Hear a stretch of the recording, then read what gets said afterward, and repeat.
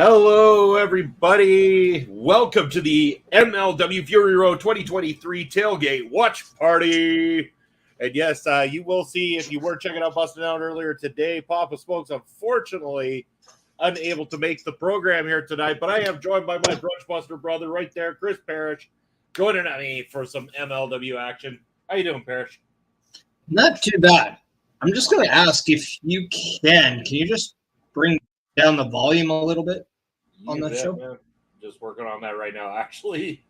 Perfect. We're good right there. You got enough volume to listen in? Yeah. I'll let you know if it needs to go higher. Okay, sounds good. All right. In the meantime and in between time, though, we got some friends up in the chat already. Jeremy Smith coming in. CM Punk better not show up on MLW with an AEW belt. LOL. Again, I have my doubts, but we'll see how the night unfolds there. And, of course, the man beside me, Chris Parrish. Imagine if Cardona does a Punk-like entrance with Steph as AJ Lee. Could be unique. Brian, it's just not a party without you up in the house, my friend. I want to know about this poutine sandwich thing Bobby is eating, that and wrestling. Let's go. Okay, so first of all, I will let you see. I actually made the fries from scratch. If you can see right there, so I washed them overnight to get all the starch out and everything, get them a little bit crispier, seasoned them, let them sit for a while today, and then put them in the air fryer. So these things are absolutely delightful. But for the actual Chip Buddy, and I prepared it already so I don't have to make it during the show. But as you see, 2 pieces of bread. On this side of the bread, it's buttered. There's the ketchup as it is. Fries are in there, and that's going to be used to mop up the extra ketchup at the end of the plate of fries as well, too. Doesn't it sound delightful, Parrish? I think I'd rather watch Dana Brooke in an Iron Woman match. You're a painful man to talk to sometimes. Chris Fez from CBS or CBRS. I have very edible chicken wings. Delicious. Delicious chicken wings, he says. Yeah. It's awesome. So good. Also breaded. No butter. Brian saying, I'm excited about tonight, but I don't know how they're going to outdo that. I'm taking this as not quite on the level of Never Say Never, Brian, but I'm still really excited to watch this card. I'm going to enjoy this one, I think, as usual. But yeah, we are going to be getting started as the show has kicked off now. We are down at ringside there, kind of going over the Weapons of Mass Destruction matchup that's going to be taking place here on the card. Jacob Fatu defending his National Openweight Championship against Rickey Shane Page. Chris Best saying, I thought Chip Buddies weren't supposed to have ketchup. No, they're supposed to mop up all the ketchup, man. That's the point. You got not supposed to have. Weren't supposed to catch up, as in. Okay.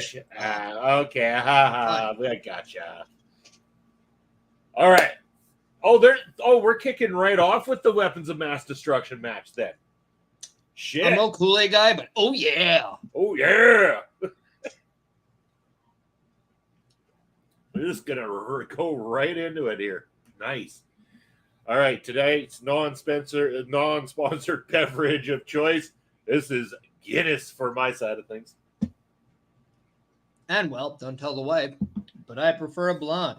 A Guinness blonde. Clever.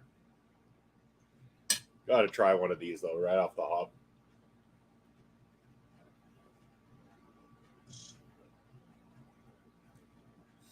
So, yeah, this is the presentation for the Calling Rickey Shane Page. Man, this guy is a big boy. He's a real big boy, Rickey Shane Page. I've actually done a show with him before. Oh, really? In fact, if you remember the show where I was the announcer,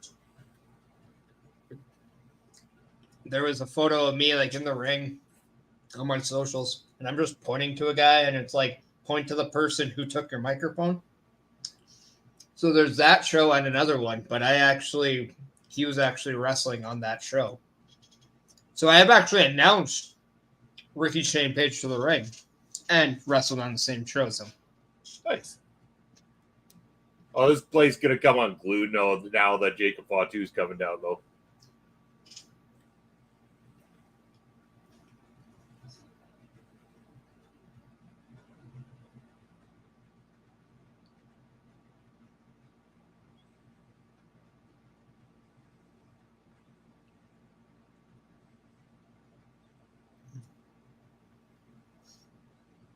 I know it's open weight, but it sounds like he says overweight champion, and it's really funny. Well, you know what? There hasn't really been anybody small in stature that has held this championship so far. So this championship, I believe, was introduced in 2019 or 18. I know Brian and Chris will confirm that for me. Hammerstone was the first one to get a hold of this thing. You've had Hammerstone, Davey Richards, Alex Kane,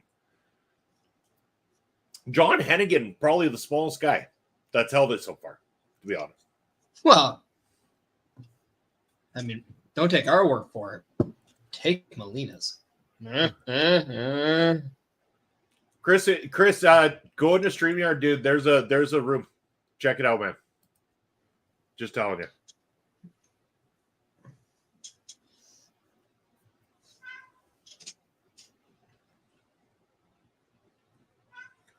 These two are just going to shred each other, I'm sure, in this thing. A Weapons of Mass Destruction match, there's a whole bunch of really kind of like nuclear war army like type weapons that are around the ring. The referee's wearing a biohazard suit and a facial protection mask in this. Oh, yeah. I just assumed Jacob Fatu has like diarrhea and does not smell good. That was why I thought the mask was there. It could be the case. I mean, you never know. The ref in the biosuit is hilarious. I love it. I think it's I absolutely love it. The ref in the biosuit.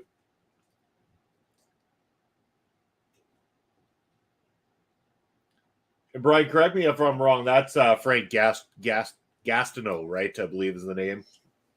Senior referee, Canadian senior referee. Yeah, it sounds French.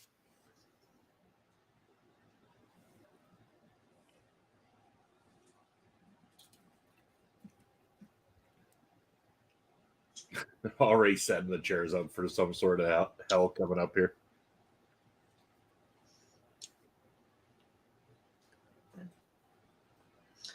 Is it me or just do all Samoans like just do the exact same looking Samoan drop all the time? Nobody does it different. They all do it exactly the same. Why fuck with a classic, right? No, but it's like impressive how it's just like it's like genetic almost. Yo, Urban Wrestling Network, thanks for popping by. How are you guys doing? Yeah, I could see that being the case. I kind of had that fear going into this whole one personally that Fatu could be at the end of his run. And yeah, so I do fear that this could be a way to write him out here tonight, especially when we haven't seen the other members of the small and SWAT team since the last event. But anybody who also enjoys MLW talk and interviews and everything like that, go check out the Urban Wrestling Network right here on YouTube. They do fantastic work. Brian saying that is Frank Gastineau. Yes, perfect. Sounds good. And Rock might have been the only one with a different looking Samoan drop. That's right. Rock took it to all new levels. But even Yokozuna had the same classic one, didn't he? The Rock made a lot of wrestling holds look different. I.e. his sharpshooter.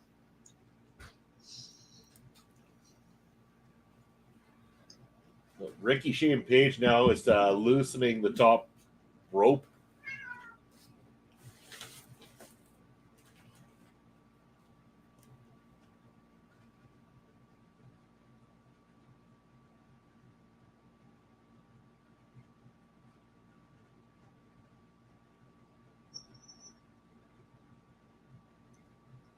See, I knew I should just did a little bit more with my contacts in wrestling before I hung them up. This could have gone somewhere.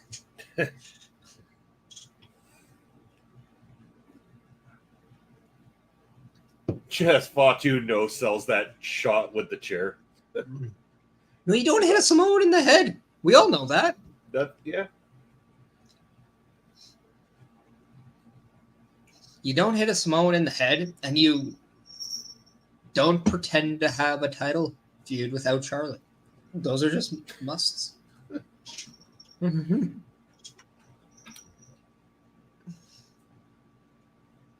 So I wonder what he's got planned with loosening up the top rope here.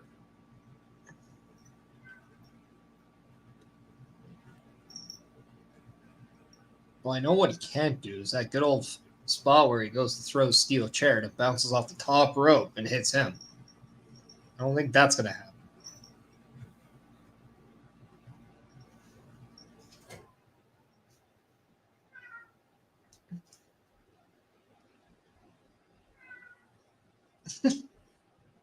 Imagine if like you're the guy who had to put the ring together and it was like maybe a pain in the ass to do for this show because sometimes things happen. And then you just see Rickey Shane Page in the opening match just do that. And you're like, I hate this guy.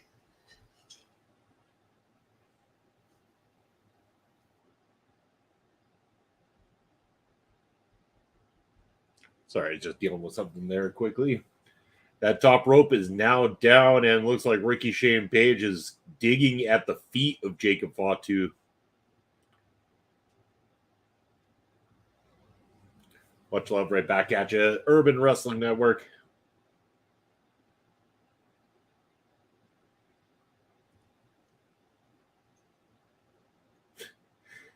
Yeah, I hope they paid the ring crew double tonight for this.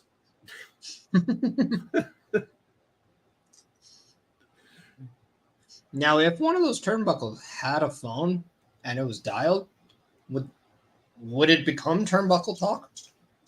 It could become turnbuckle talk at that time. Yes, you are right. Interesting. Yeah. Yeah.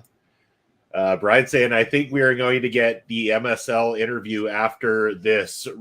That's, smart thinking, because if they do sessions with MSL after that, that gives them more than enough time to recover from this and move on. They just say a serrated shovel is what Ricky Shane Page is using to cut the feet of Jacob Fatu. Yes, it would.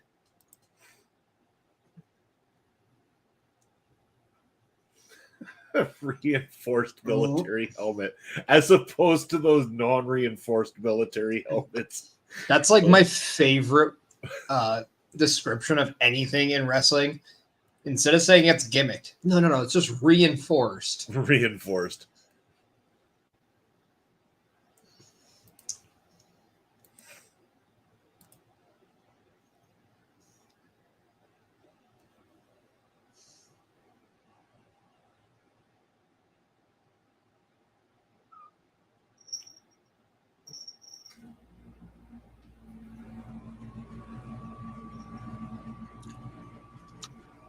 Also, hot ice. I'm going to assume that is. Yeah. Oh, yeah. But yeah, the dry ice or whatever it is, kind of thing. Bobby joining us here. Bobby, how are you doing? How are you liking this match so far? Glad to see you joining us here in the chat. Bobby, I'm going to assume you are looking forward to the Itoh Becca match. Oh, yeah. Bobby knows where it's at. It's all in Becca's world tonight. Chris is saying they used to say that in the early days of the Royal Rumble, we reinforced the ring. We tightened that one little extra turn. It's all good now. They added the extra thing of steel just to hold all the weights from those big Titan towers we like to call big boys.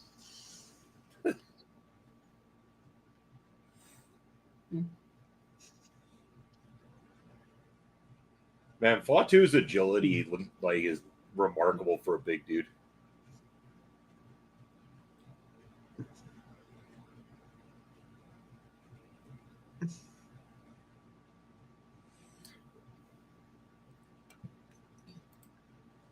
Yeah, Bobby's looking forward to watching Becca's match and Matt Cardona match and Willie Mack's match as well, too, which the other main event, as we were, they wrote this main event that this match is supposed to be one half of that. Bet you nobody thought I was going to bust out a Zack Ryder t-shirt. So much so that I just choked on my beer. Bobby, don't choke. It's better to swallow.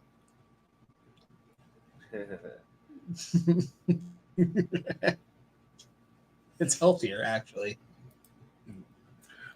Gents, keep killing it. One of these days, we got to do a joint show together. Talk some MLW. Stay blessed, fellas. Enjoy the night. Right back at you. Can't wait to do that. It'll be a great opportunity for us to connect and make that happen, so we can get both our audiences following both shows. Thanks for popping in. Thanks for chatting. As always, enjoy MLW. As always, brother. And just so we allow everybody the opportunity, make sure that if you're on the YouTube side, go hit that like, go hit that notification bell, do all that good stuff. Let us know if you like this video, and let us know if we can do better. So please do all the good stuff. Brian saying he watched El Asesino take apart Cannonball Kelly as a warm-up to tonight. When are we going to start a GoFundMe for the El Asesino versus Chris Parrish match? Once I get my pennies, bro, I'm very consistent on my copper intake. I think I found some pennies downstairs. I need a lot of pennies. Damn. I don't know if it's enough. 1 million pennies. If I had that much copper, I know where I'd be taking it. It's not over to you. Becca music on Maki Itoh was great. Yeah, it was fantastic. I loved it.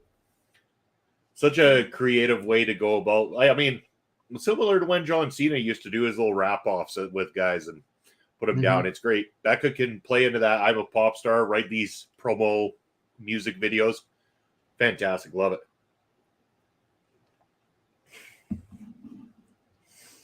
Rickey Shane Page has got color. There's been everything destroyed in this matchup so far, but I think John Moxley's watching this, feeling very inspired by seeing all the blood on Rickey Shane Page.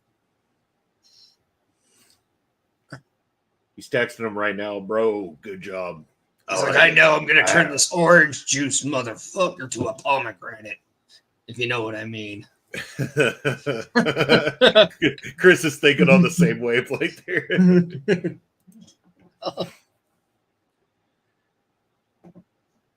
That's why he's getting all the main events. Nobody wants to roll around in his blood. Only difference is that Moxley doesn't have to worry about being beat up by a Samoan. He just has to watch out for a guy who's got no hands.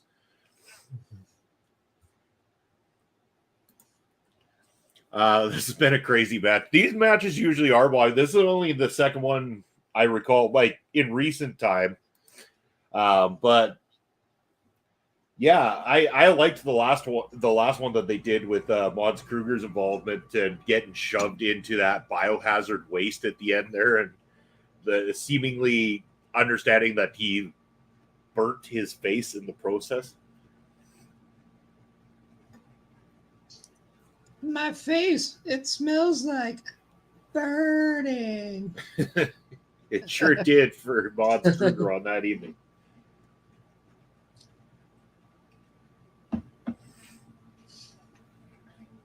Now someone's going to go through a damn ladder while we're at it. Might as well get all the weapon shit out of the way now, and then we can just carry on with regular matches after. It's perfect.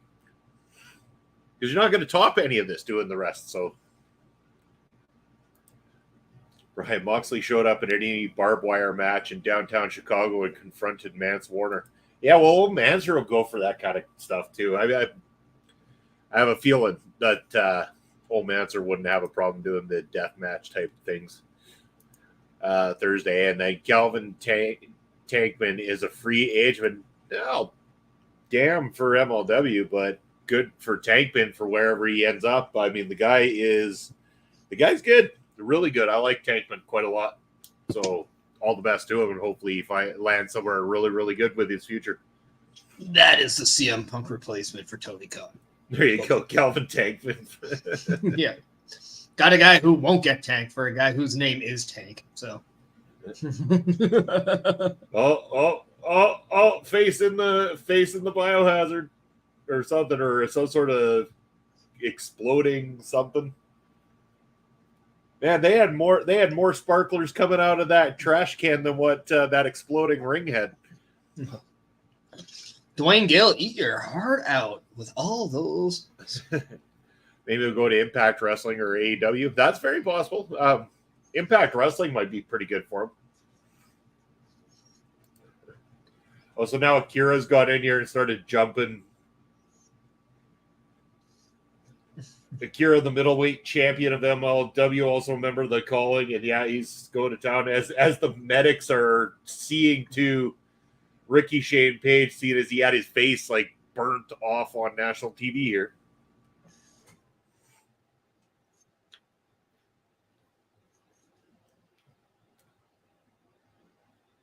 I like Akira's his style here, his suit. It's quite nice.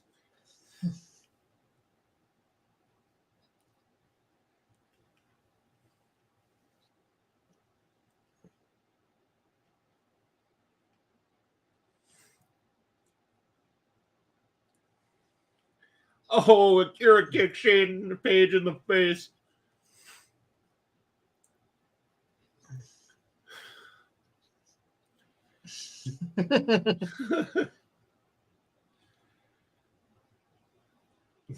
Just low blows him. Oh, shit.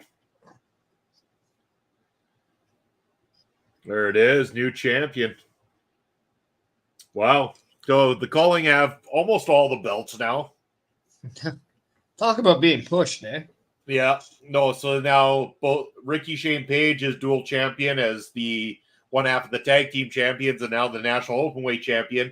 And Akira, the middleweight champion, is his tag partner. So again, both those two guys carrying all the gold over there.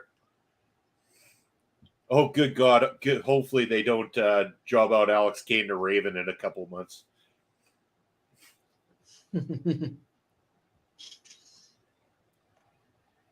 So what everyone think of that first matchup? What would you give that for a rating?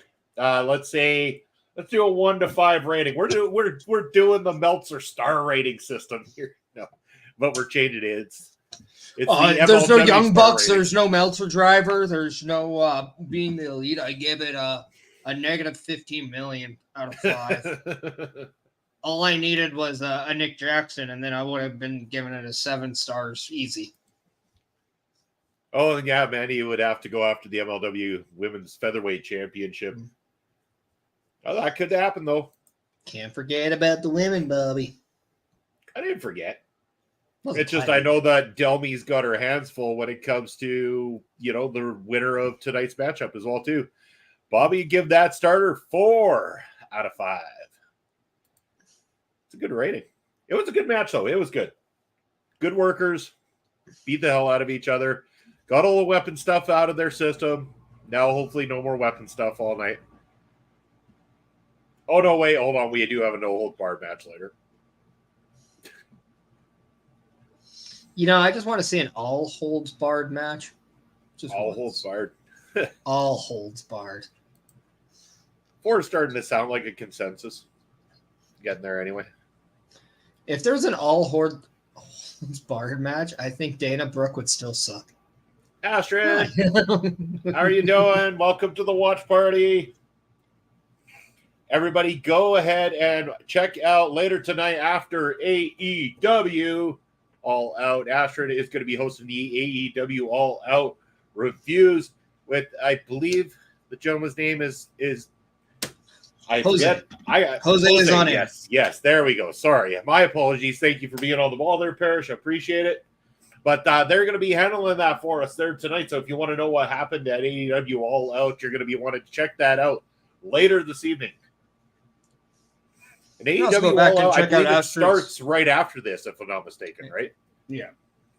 You can also go back and check Astrid's YouTube, as she just premiered her latest edition on her blog. There we go. Awesome. Sorry. Yeah, Astrid, I'm so not on my game right now. It's been trying to run a couple of shows here today and get things prepared. It's been fun. It's all right. I'm killing it. And I'm not saying that this doesn't have a place in why. I blame whatever that in. Oh, you mean the Chip Buddy? Yeah, whatever. You blame this? You blame this beautiful creation right here? Oh, man, there are things that I want to say, and I don't want to say it on your channels. So should I test it? Should I test it? Matt deep throat it. I don't care. You can do it. Oh, come on.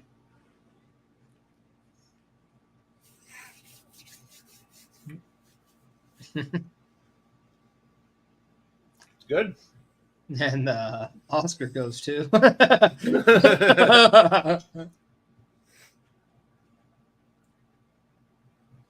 Old Mancer's been getting those feet dirty all day. He wants Cardona to be kissing those things. I mean, this could happen. I mean, I wouldn't put it outside the realm of possibility to watch Cardona come in and want to put over some of these guys.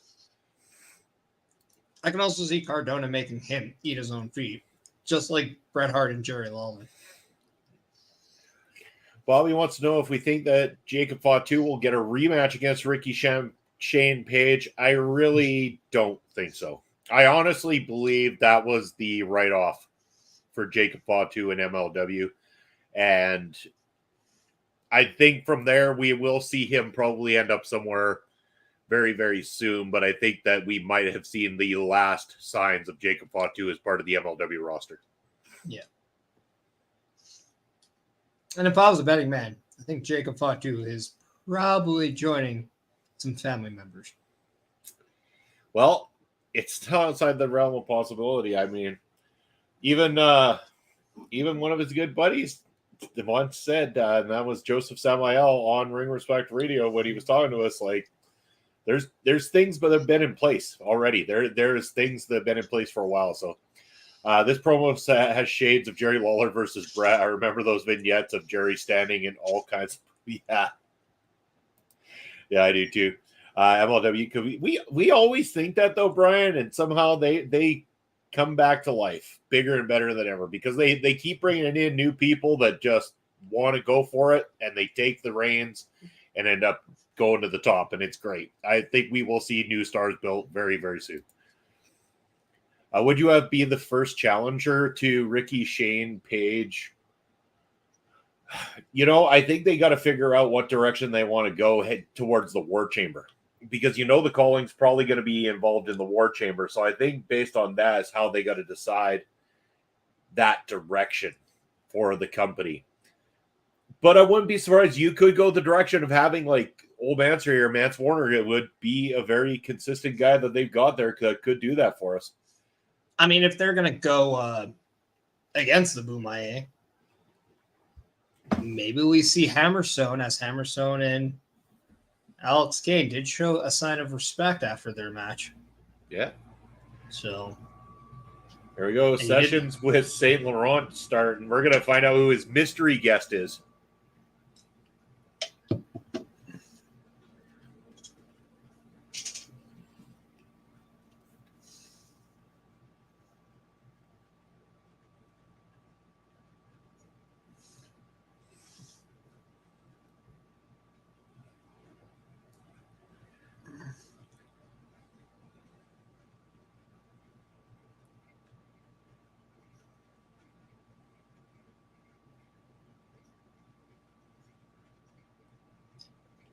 So, Matt Cardona being a choice there.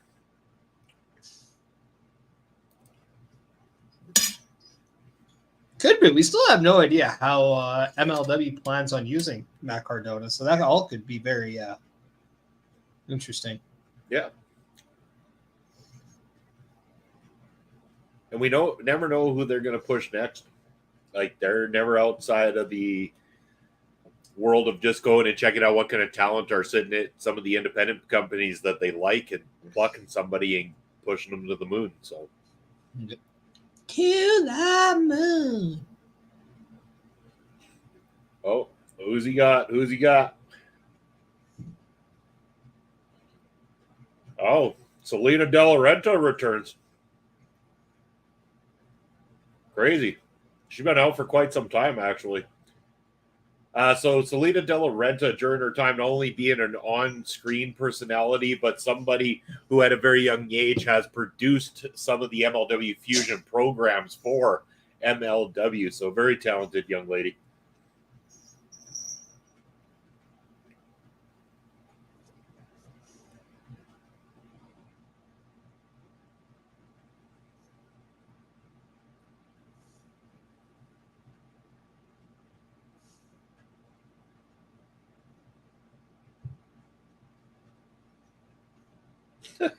Ladies and gentlemen.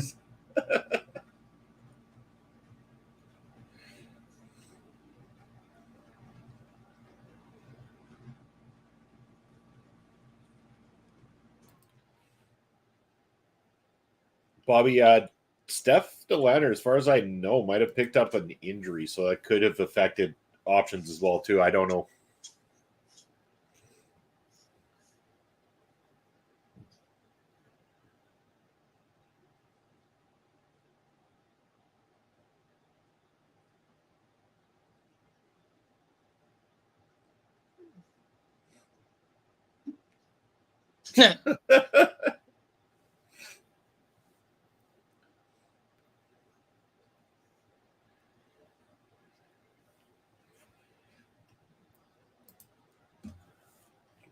Brian asking whatever happened to Cesar Duran. Well, as they were just explaining, it sounds like Selena De La Renta had him taken out.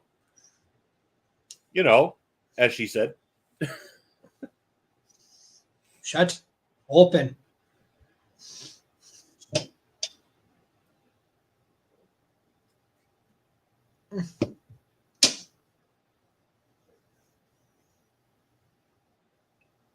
So I'd imagine we're gonna.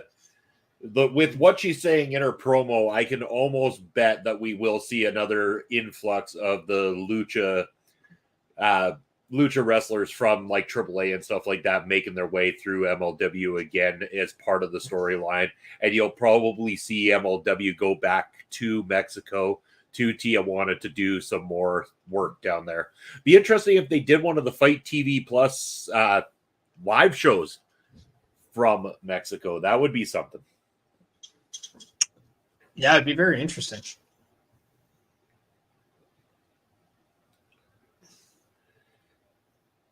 Slaughterhouse, October 14th is the show that Selena De La Renta mentioned. Now, I'm wondering if that means Slaughterhouse will be the next Fight TV Plus show here.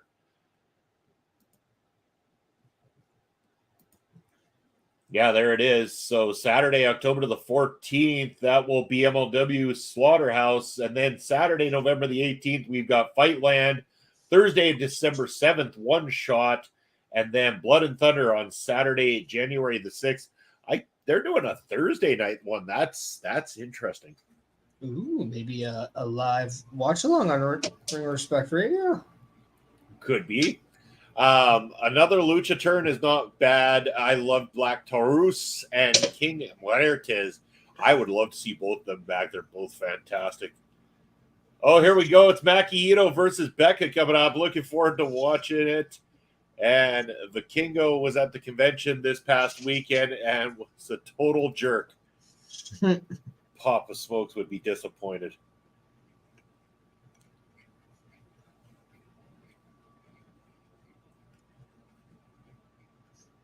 So Maki Itoh in the ring now. Now, wouldn't it be cool if we got like Becca get to do her song on the way down?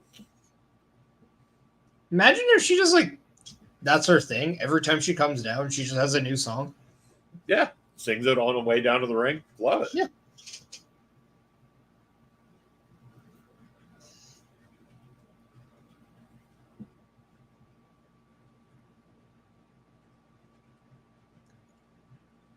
Oh, she's got the mic.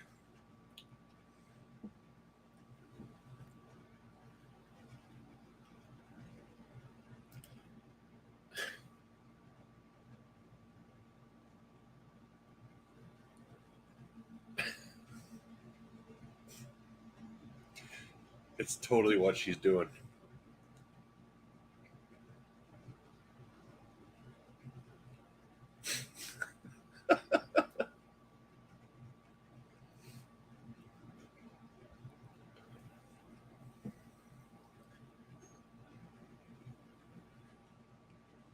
And Chris Best saying, I don't know what it is about Maki Itoh, just love her. It's the same as with Becca. It's just they stand out. They're different. They do something different. And this is hilarious. She actually did the You Ain't Cute song on the way down to the ring.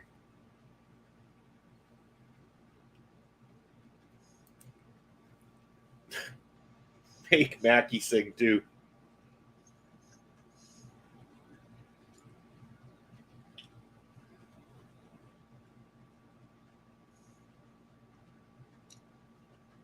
Oh, standing ovation. They're on their feet for Maki right now.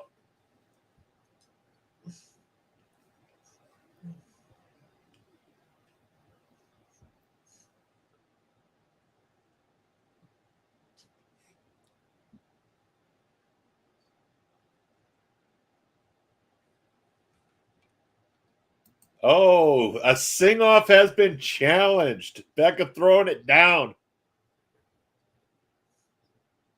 I think we're going to get it. I have a feeling she's just going to attack her. Oh, fuck yeah, she is going to.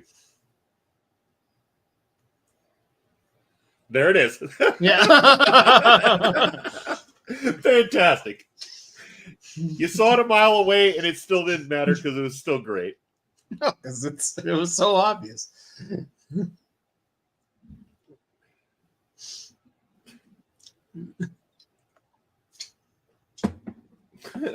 Well, it's got to be Kane.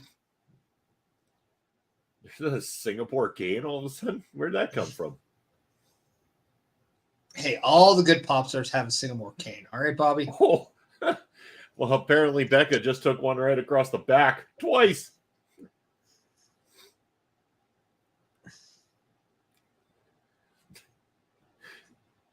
She's taking a real Kane in here.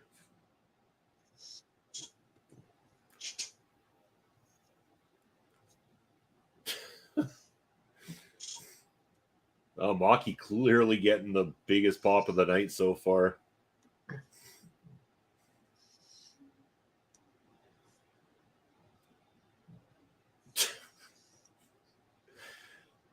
See, Maki Itoh is almost like she's kind of like a perfect fit for the MLW featherweight division. Like she sits so well in amongst like who they have, and if they could get her for more further appearances, it probably would do really well to have her in some matches against some of the other members of the roster.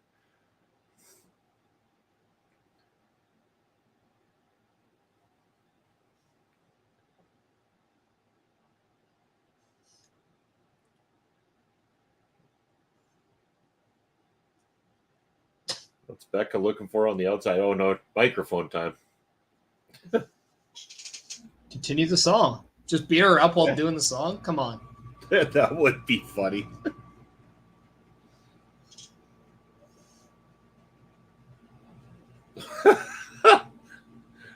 That's a pretty resounding shut the fuck up that Becca's getting from the audience.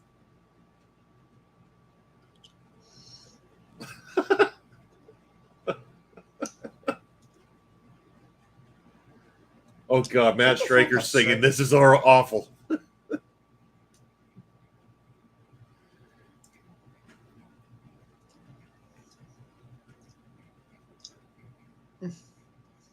Even if Matt Stryker took singing lessons and started working out, he still couldn't carry a tune.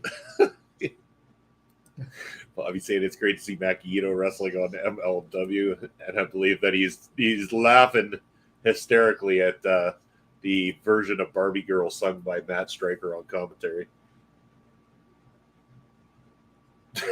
As Becca continues "Twinkle Twinkle Little Star" while beating Maki Itoh up. I feel like I'm producing this match all the way from my home.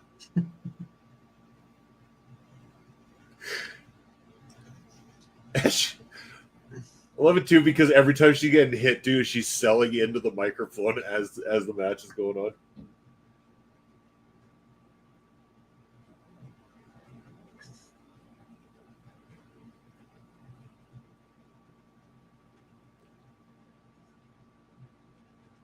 Nice. No. Nice follow-up.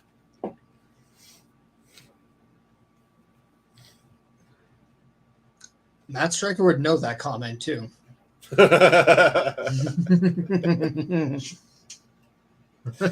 Yep. Zing.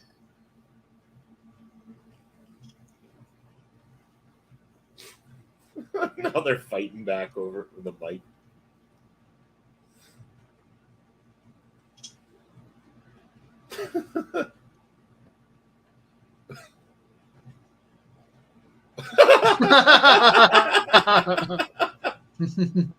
Oh, that's just perfect.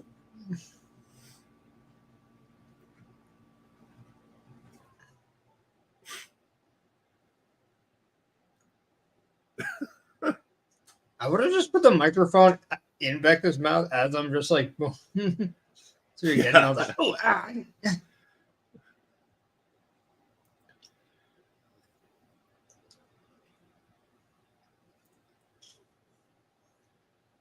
Just waiting for what's going to happen here. Because like now that Maki's going on a roll and looking like she could take this thing, I have a feeling somehow Becca's going to turn this around.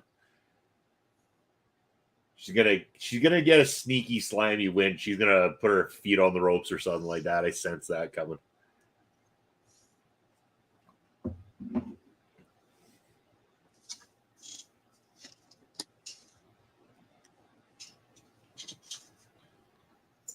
Hey, so does 1, 2, 3 Kid, and he was pretty good.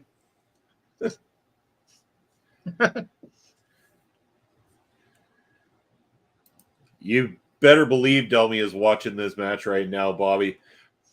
Scoping it out. She knows that one of these two waits her after this one, and probably likely, there's that possibility it could be at Slaughterhouse in October. So. Mm-hmm.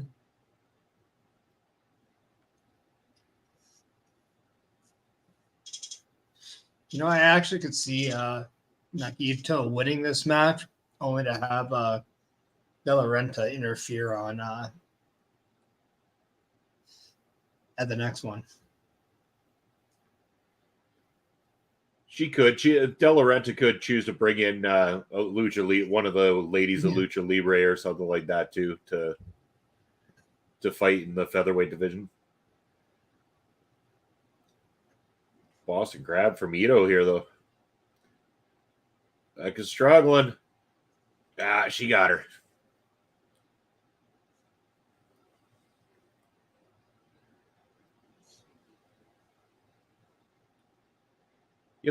I think everyone assumed this match would be fun, but I think they've taken fun and they've actually done, a reasonable wrestling match along with it. Like, I mean, it hasn't just been like funny, but oh, Jesus Christ, that was good.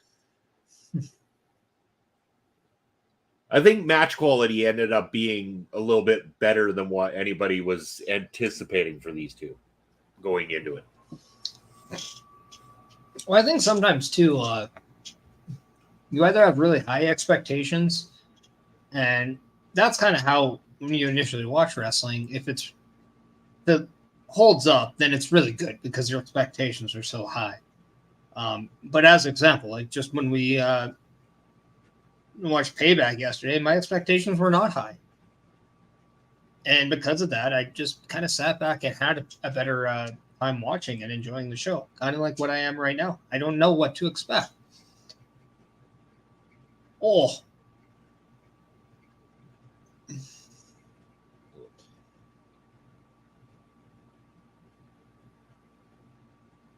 Becca now going to the top. Calls that one the World Tour. And it's over. Becca victorious. Watch out, Delmy. Becca's on her way.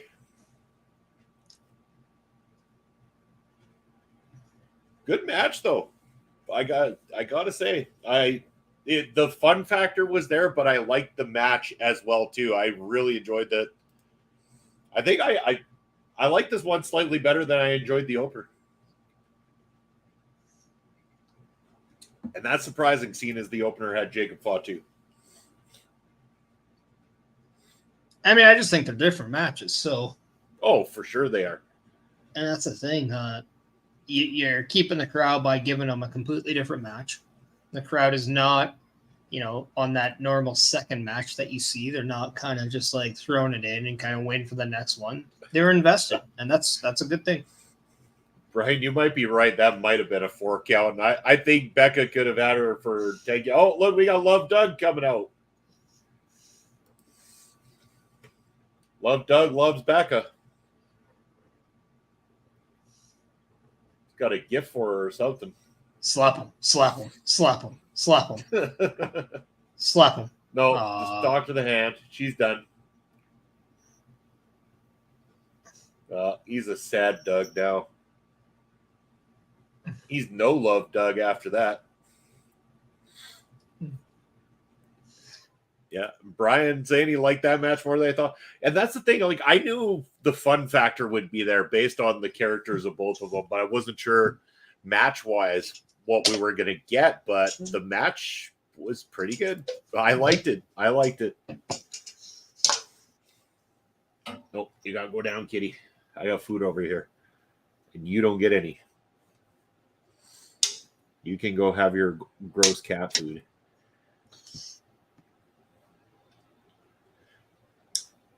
Well, we got another match going to be coming up there shortly. Thank you for tuning in to the MLW Fury Road 2023 watch-along tailgate party. If you're having a good time or you're watching this on replay, make sure to leave a comment for us at click subscribe. Thumbs up are appreciated as well, too. Turn on the notification bell so you know anytime we release new material right here at our local establishment, which is, it's like a daily thing. Daily. Oh, it's a Kiss My Foot match. Mack Cardona making his debut in LBLW right now.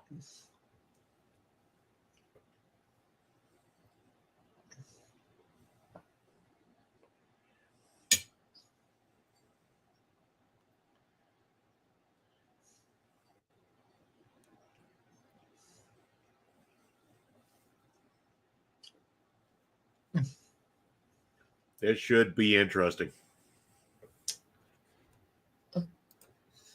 Bobby saying more Maki Itoh and MLW. I agree with you, Bobby.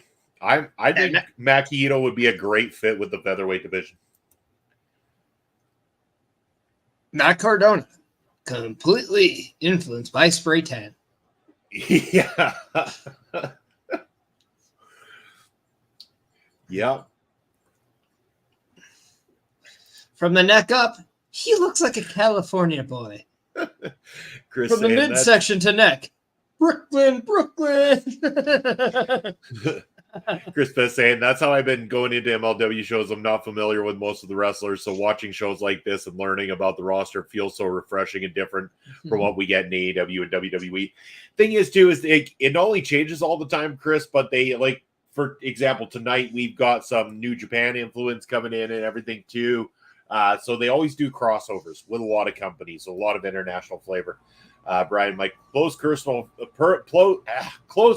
friend Mance Warner. Yes, Brian sent me the picture. He got to meet Mance Warner and one called Manders there over the just on, I believe, Friday, if I'm not mistaken, or was that Saturday, Brian? I'm rooting for Matt Cardona, says Bobby. Well, I don't think Philadelphia is rooting for Cardona after he just said that they suck. Well, they do. The Eagles suck. Except for the Phillies. I like the Phillies. I like Bryce Harper. That's pretty much it. Actually, a lot of the Flyers stuff follow me on Twitter. It's weird.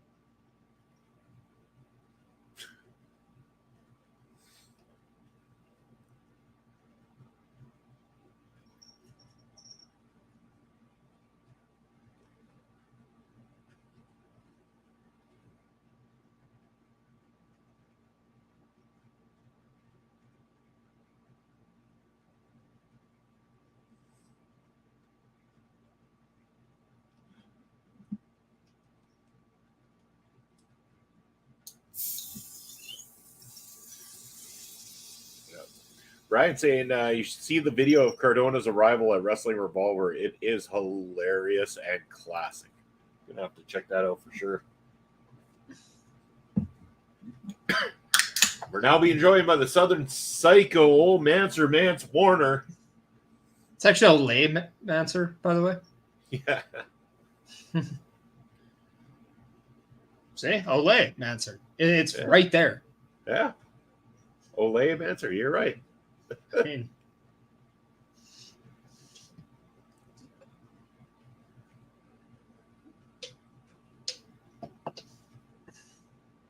He puts the man in Mance and the war in Warner. Well said, Matt Striker. Pennsylvania seems to be the hotbed of wrestling this weekend with MLW and WWE there. Yeah. No. Serious question, but do you think Matt Striker has a rock collection? A rock collection? Maybe. I think he does. So, being a bit of a what would you call a reality show junkie, my wife and I watch a lot of reality TV, and there was this like random one about a bunch of guys wanting to end up dating, kind of similar to like The Bachelor or something like that, but it was a new version. And lo and behold, this thing's on my TV, and I started laughing because Matt Striker, former professional wrestler, comes on there to try to win over the heart of this young lady. Didn't work out so well for him. He probably got kicked off quick, didn't he? Halfway-ish. He survived the first tiny little wave of it. But. What a tool.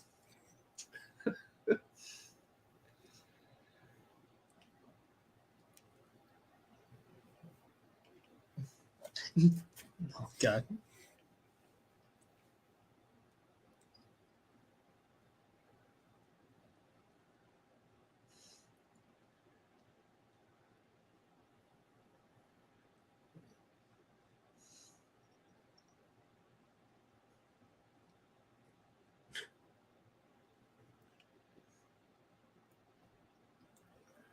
Cardona's going to take his time. Why not?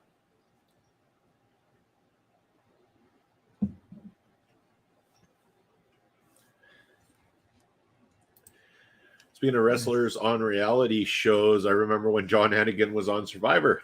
I do as well, Chris. When Luchasaurus was on Big Brother. On Big Brother, yep.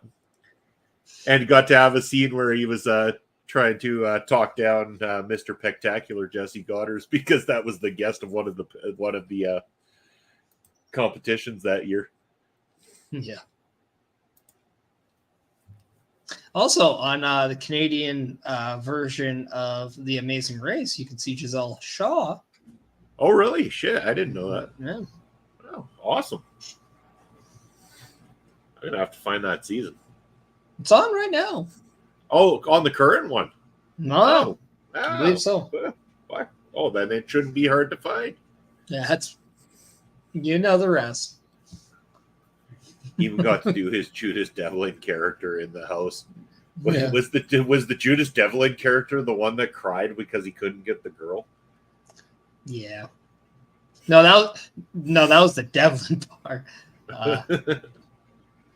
But like a good Mark, he had Judas in his mind.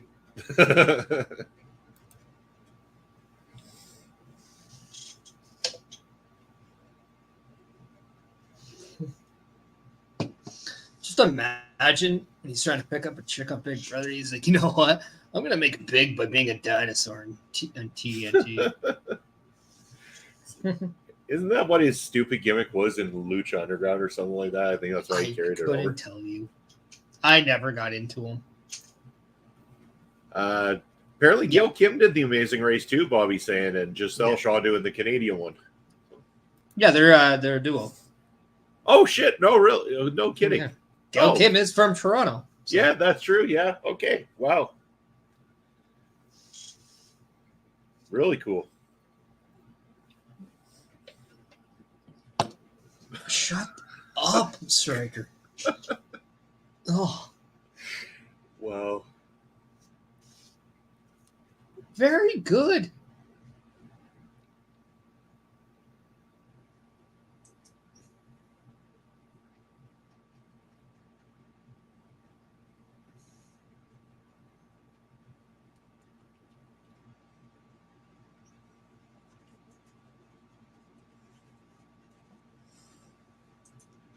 Oh, Mance gets back into the ring just in the nick of time.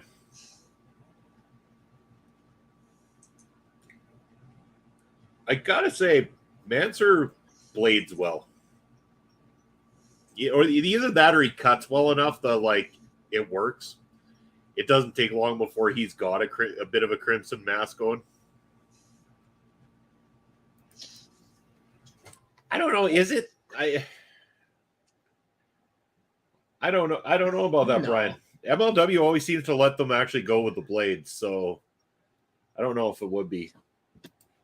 No, it all depends what you eat and whatnot. Like, you can eat certain foods to have your blood a certain, like, shade of red, too. Like, if you're dehydrated, your blood's not going to be as red.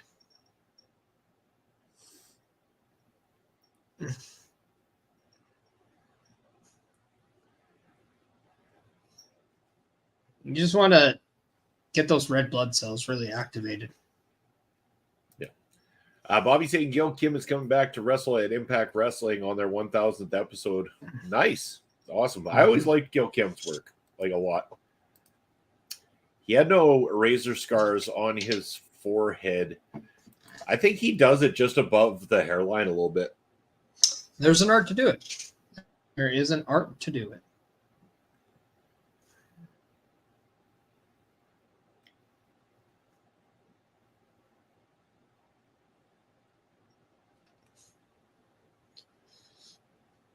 Well, doing push-ups while chokeholding Manser now. You do know Cardona's so going through that board in the side of the ring. Oh, yeah.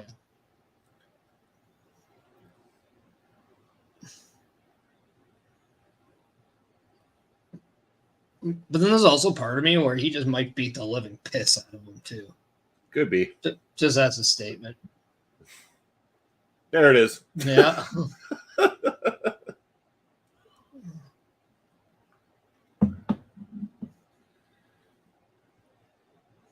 So this is no holds barred. I wonder why St. Laurent didn't pull Warner's leg there. He sees he was so close. Or at least like position himself where he wasn't there and couldn't get to it in time.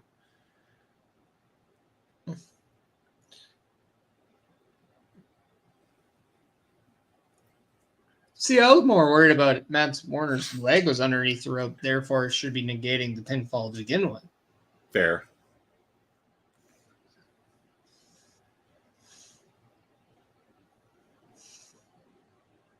Not happening.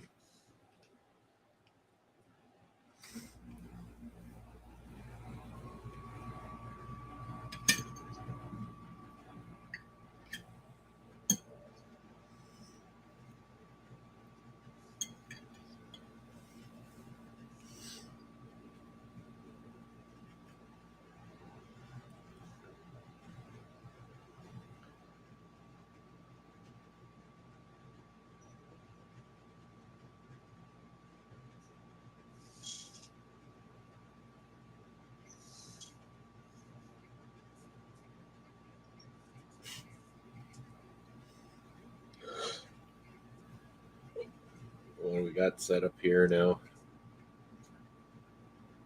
I have a feeling that it's not going to be Mance or takes a bump through these chairs. I can see like a Rough Rider through the chairs. Yeah. Mance Warner and Moxley should form a tag team called the Blood Brothers. Yeah.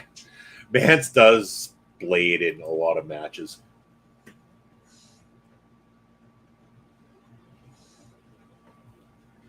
Only difference is that Mance Warner doesn't wink at the camera while he's fucking doing it.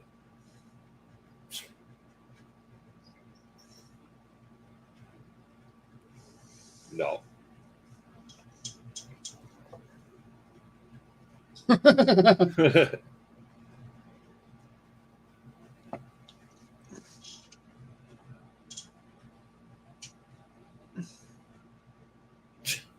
There's a spot. Yeah.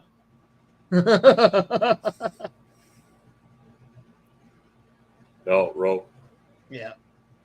There it is. Yep.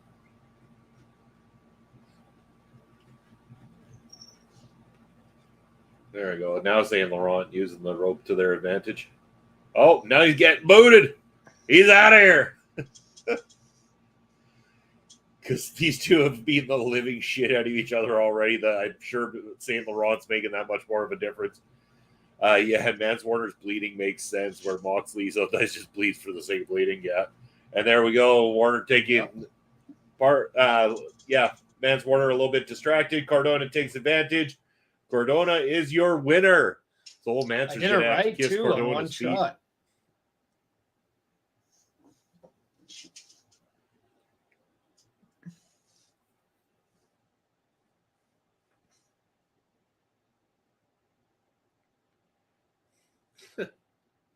You did it. Get that foot out.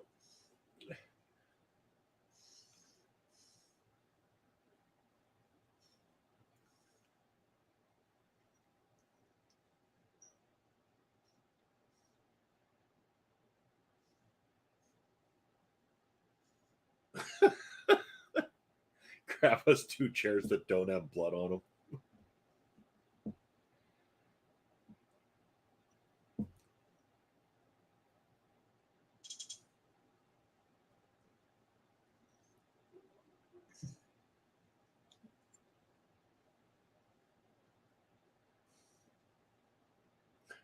What are you doing?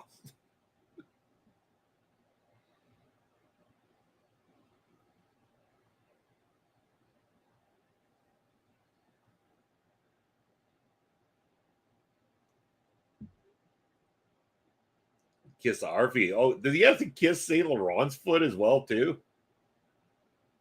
2 for the price of 1. Yeah.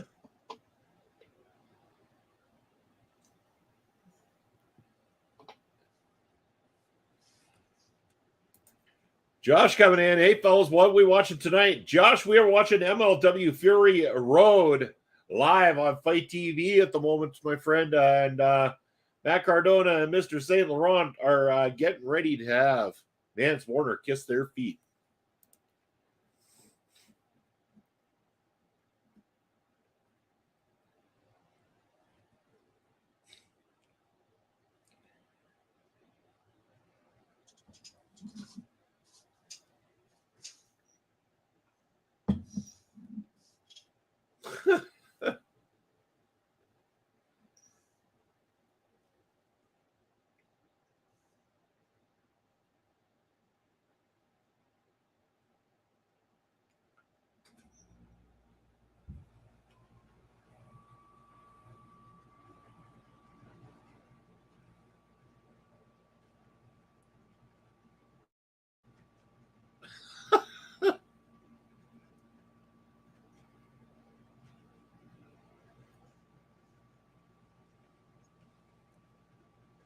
He's going to bite it. I knew that was coming.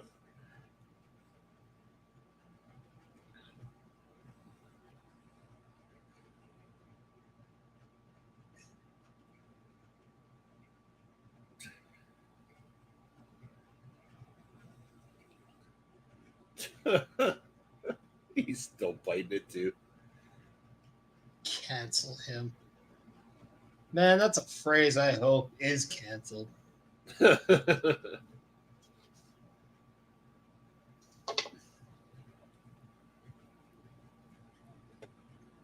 St. Laurent needs to come up with a better outfit to wear to the ring too, by the way. No offense, but that does not suit him. I don't know what would.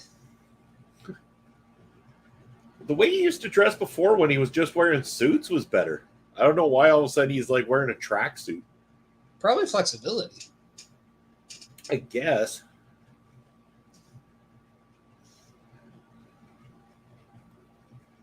I mean, I think you should just go full Hugh Hefner on it, to be quite honest.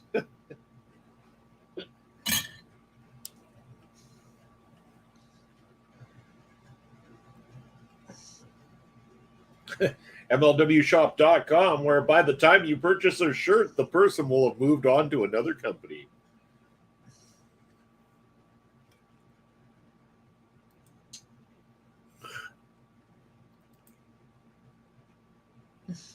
Cardona Yeah, it was good, Bobby. It was definitely well done, and Cardona, seemingly, maybe opened the door to still working with Mance Warner as well too with this one.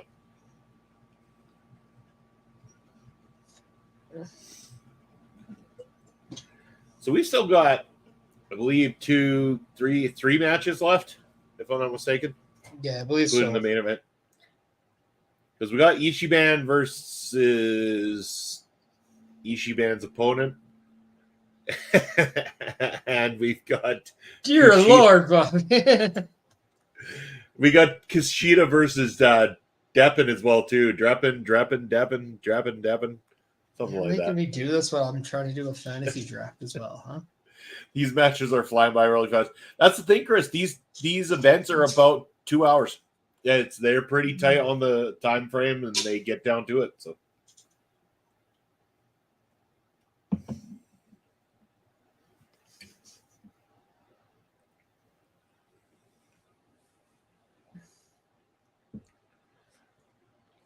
Oh, there we go. Here's the Ichiban. There you go. Now you can find out who his opponent is. I think it's Tracy Williams. Maybe I could be wrong. I forgot. I would say I enjoy the shirt change, Bobby. Two shows, two fronts.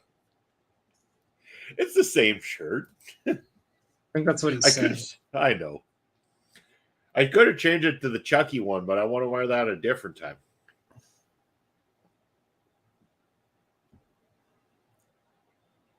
We got Ichiban coming down to the ring. I think we've seen him once in a one-off with MLW a little while back, but now he's officially supposed to be kind of full-time with them, or as full-time as anyone ever is. Yeah, you got lucky. It is Tracy Williams. Ooh.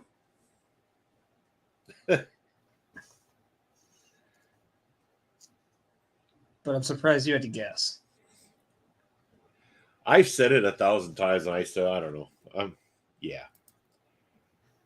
Wear the Chucky shirt for the 3rd season of Chucky. That is coming up pretty soon, too.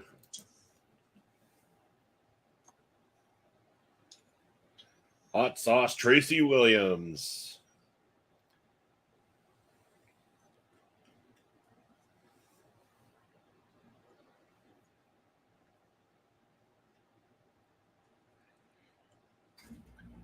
So, it's kind of funny. They had Davey Boy Smith Jr. come in, win the Opera Cup, and he wasn't on the tapings for Fusion. He's not on this card. Like, what's the deal? October the 4th. All right. That is coming up pretty quick then. This guy reminds me of Speedball Mike Bailey.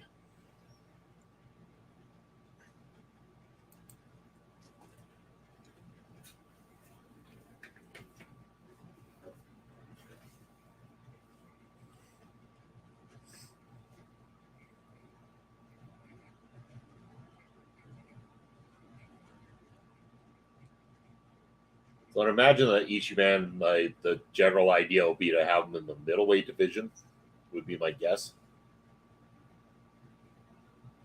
Even though they got him against Tracy Williams here, which clearly doesn't make it a middleweight division matchup.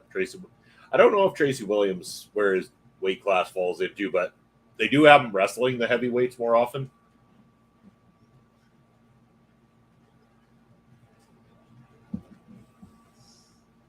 Did Tracy Williams not face Mance Warner at the last show we saw? It was against shit. Now I can't think. And I should know. Yes, you should. I know. I'm drawing a blank on it right now.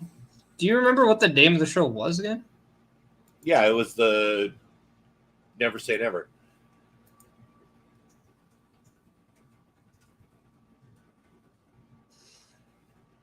I just can't. I know I'm going to kick Tracy Williams and Thatcher. Yeah, Thatcher. Yeah, it was a referee stoppage too. Yeah.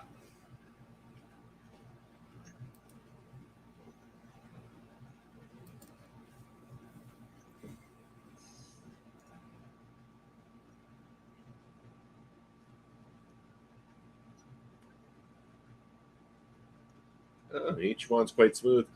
I just watched my neighbor's 13-year-old jump in the dad's new caddy and slam it into a light pole, and then jumped out and told the stepmom, "Fuck you." What? Seriously? That's nuts. That's crazy, man. Absolutely insane. I don't know what to say to that one. Yeah. And Brian saying, that's right, something weird happened in that match and it ended quickly. Yeah, they said Thatcher couldn't defend himself anymore and just called it as a KO all of a sudden. Yeah. But it did kind of come out of nowhere, so everyone was shocked.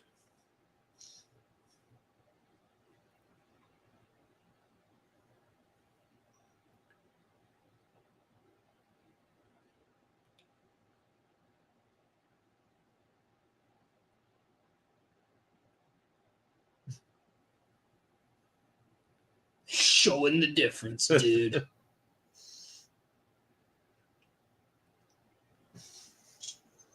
Sometimes I don't think Matt Striker realizes that he's on a professional platform when he's on a commentary team.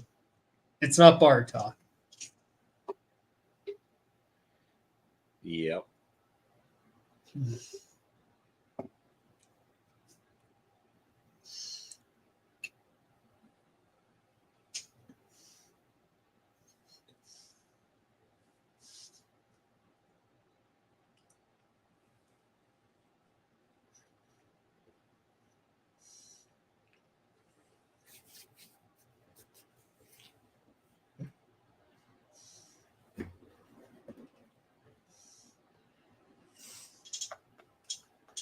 Tracy Williams right now trying to pick Ichiban apart, but almost makes you wonder if they're going to pull a fast one. Ichiban's going to get a roll up here out of nowhere, take a quick 3.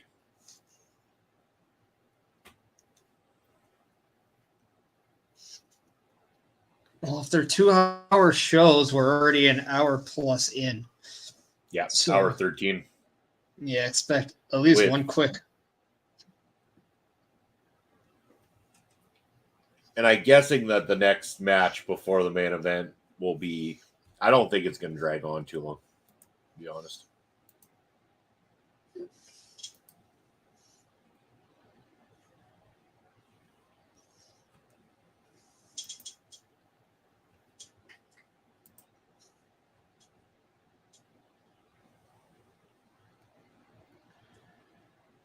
I mean, Kushida and Tony Deppen could go a little bit, but I have my doubts. And then we'll have to see on that main event. But yeah, because you're expecting the main event to go at least 20. Maybe not. It's hard to say. Not gonna lie, this pisses me off in fantasy football when somebody takes their full amount of time just to pick the guy that you wanted.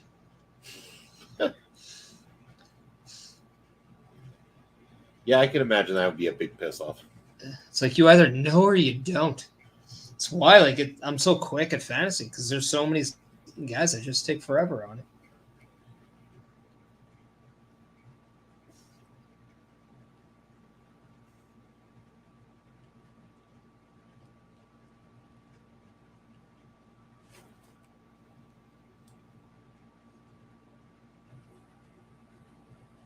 So they're saying that Williams hit the same DDT on Ichiban that knocked out Thatcher at the last event, but he's not going to allow the ref to check on him. He's going to go right on the attack.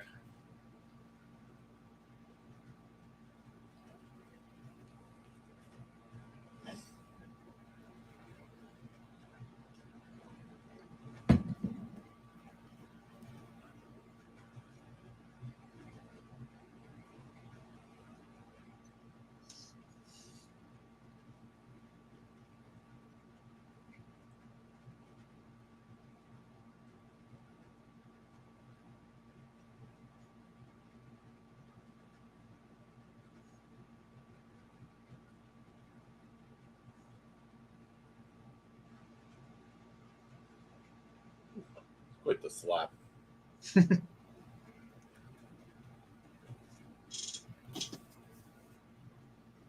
Oh, Ichiban's hulking up here. Oh, never mind. Quick knee to the stomach. That'll change it all.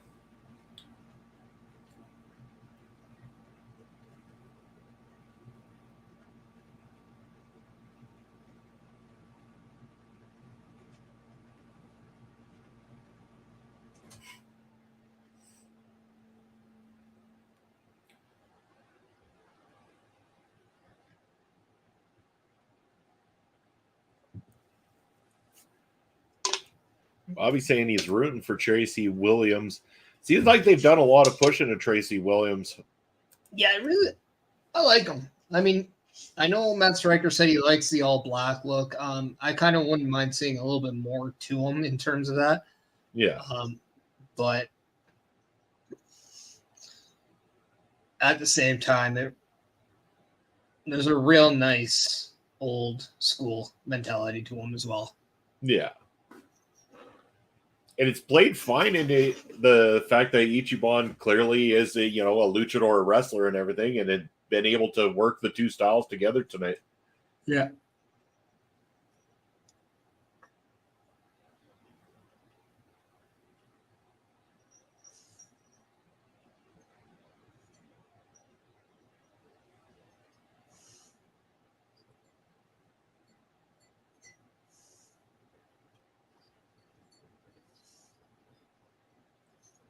People are getting a good look in at Ichiban anyway, and what he brings to the table for MLW with this matchup.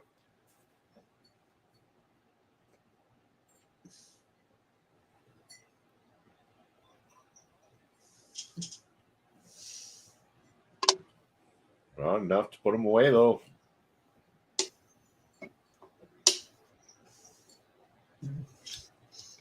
Kind of getting into the clutch time of this match now. So whoever hits the next big move, you have to think that's going to win it, or whoever makes that next big mistake.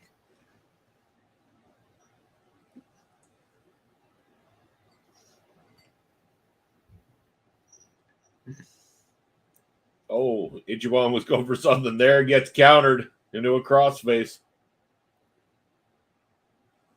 Call it a face lock. It's a crossface.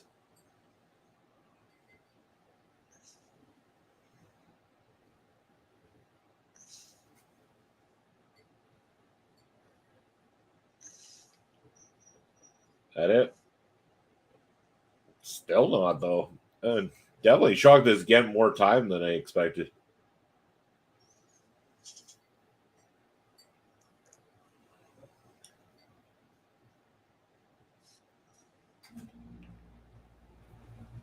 No shit. Ichiban picks up the victory. Wow. You can tell they've got a lot of faith in this young man if that's going happening right there. Yeah. Shit.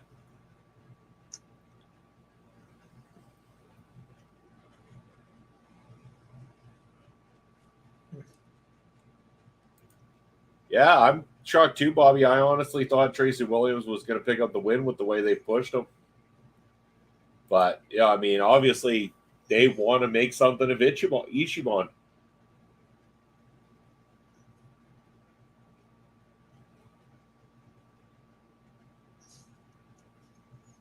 Not a roll up, not a mistake, but just a capitalization of the situation. Yeah. And a good match. Straight up. 1, 2, 3. Yeah. Solid match, too.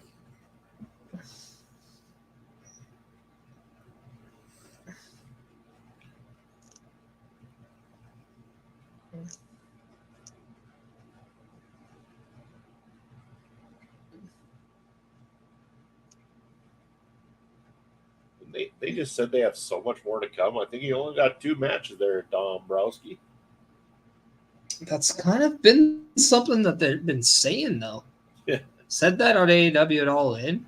It's like, oh, so much more action to come, and there was 2 matches left. Yeah.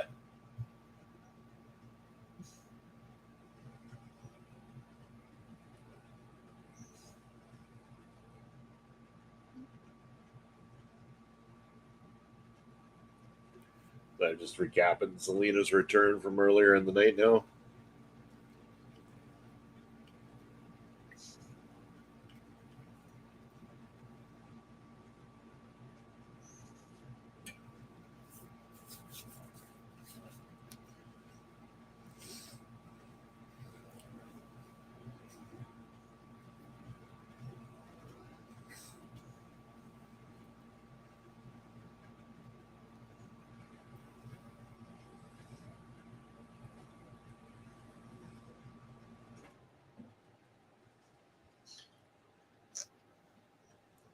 So, yeah, Tony Deppen versus Kushida and up next. And again, from what Selena De La Renta is saying is that she's going to bring in luchadores like we have not seen before. And the first one debuting at Slaughterhouse on the 18th or 14th, I believe.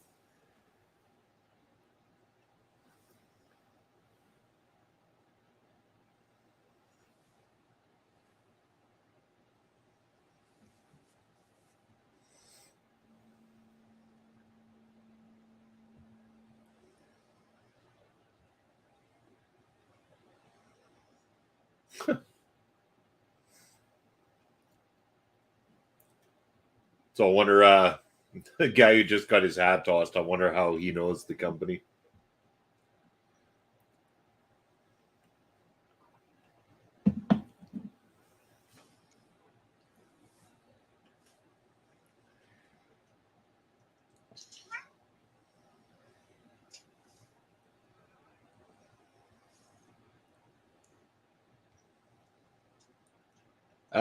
In the chat, guys, have we seen Tony Deppen wrestle yet? Has he had a match? I can't quite remember. Like on MLW.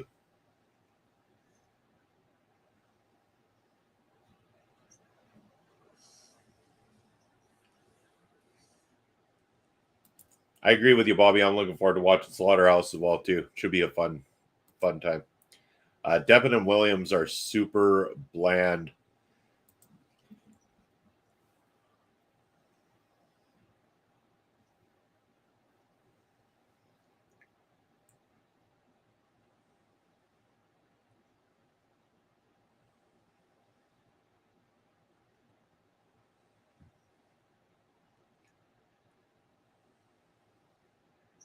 Yeah, I don't really know a lot about Deppen, so I can't say. Okay, so Deppen went against Williams on MLW Fusion, and they're super bland. Okay, that's where that's come from.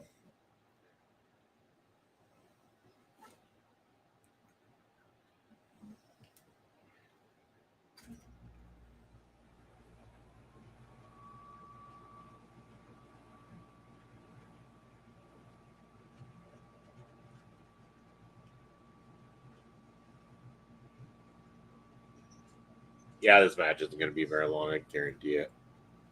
No, I give it 5 minutes at best.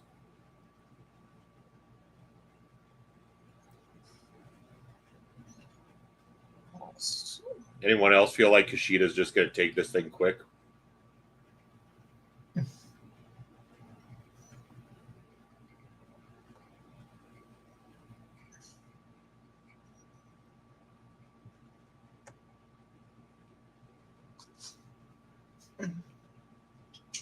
Well, that didn't work out too well.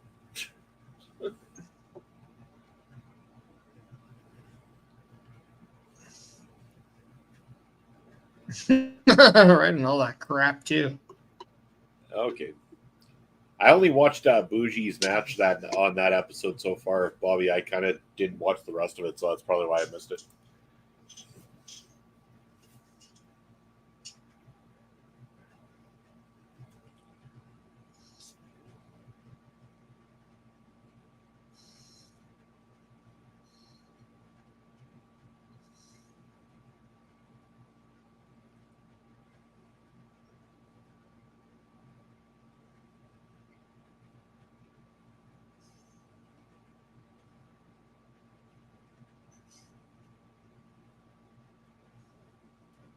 So what do people know about Deppen so far? Like, how long has he been around? Where has he worked prior to MLW?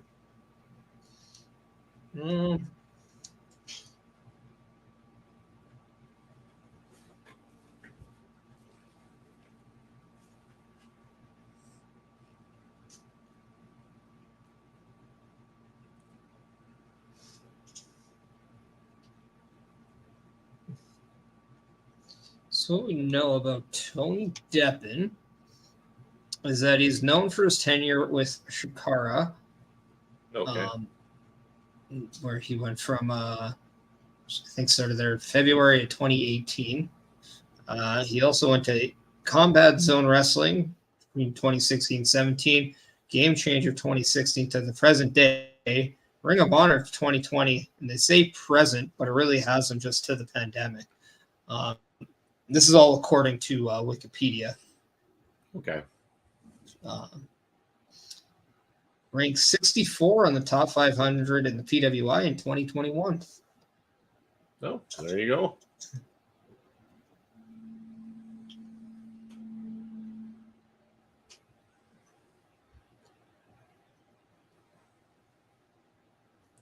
I would be stunned if this card went over the 2-hour mark. Like, there's no way.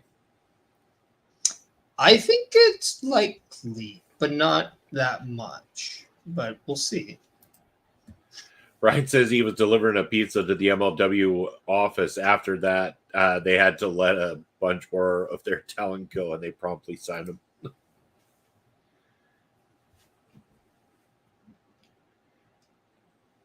The talent only ever leave temporarily. They come back eventually.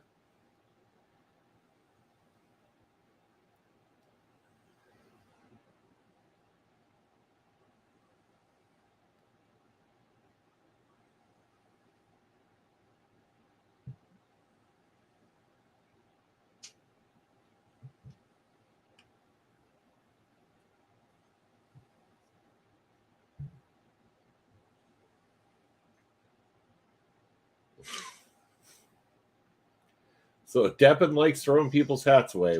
We've come to that conclusion. Fans hats 0, Deppen 2.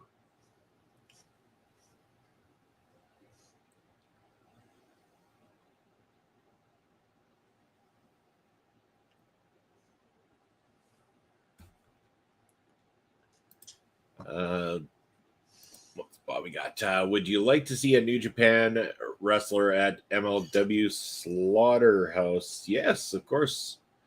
That would be great if they continue to have some of the New Japan wrestlers come on in. I'm not too up and up on my MLW, my NJPW wrestlers and who would be available to come on over to MLW. I mean, one could dream that you get some sort of match with Okada, but that's not going to happen. I mean, it would be great, but it's not going to happen.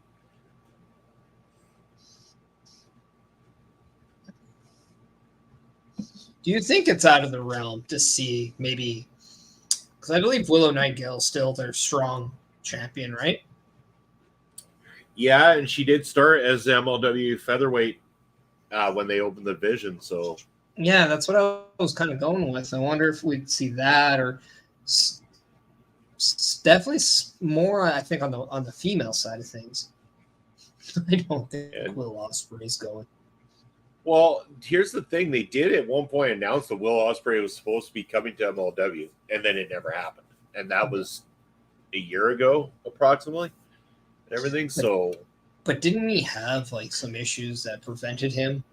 Like, wasn't there like some travel stuff that prevented him? Oh, I'm sure there was something. Yeah, I'm not 100% sure. I'm not saying it was Will Ospreay's fault or anything like that. But yeah, it's just funny because they made such a big deal out of it. They dedicate a whole like 25-minute segment of Fusion to talking all about it. They had Dave Meltzer on the panel. Oh yeah, that guy's gonna just say all the bad things about him. Oh yeah.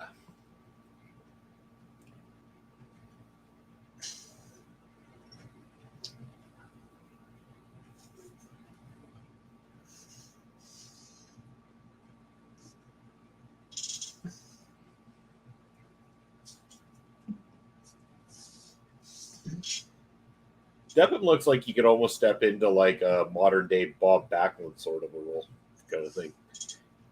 Like he looks like he should be a clean cut wrestler, but then looks like someone who could turn around and snap your arm when he loses his shit. He reminds me of like Mike Bailey's dick older brother. Okay. Julia from Stardom is currently the New Japan Pro Wrestling Strong Women's Champion. Beat Willow Gale in July, but I wouldn't be opposed to Julia being an MLW too for a spot. Julia Gulia.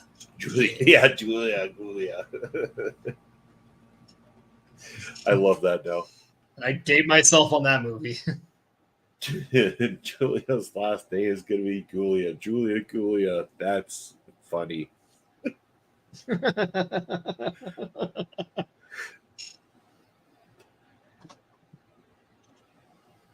How's your chip, buddy? This one right here. Have you even finished it? Halfway. We're getting there. Yeah, come on. Pound it down, big boy. Let's go. We still have one more match left. It's a boom my egg chip, buddy.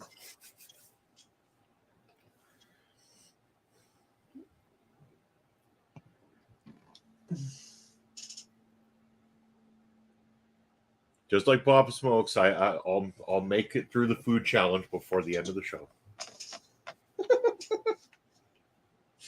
I think that's worse than what he did. I really do. I disagree, man. That guy's everything was on fire. Those wings were so hot, his sweat was sweating.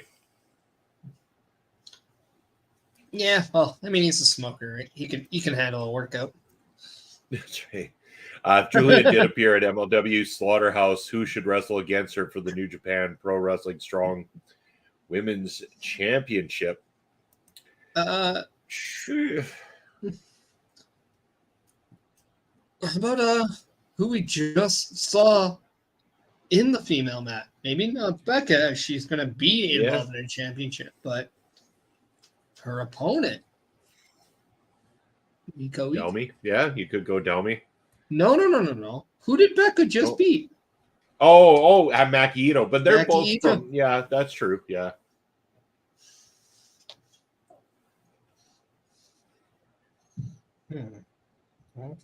Yeah, I'll go.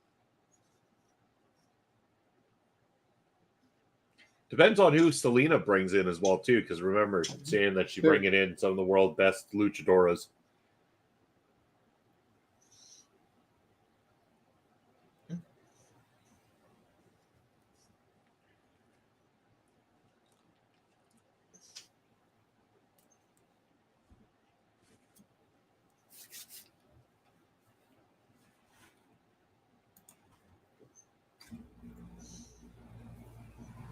Like, I just don't see how I'm not winning this draft.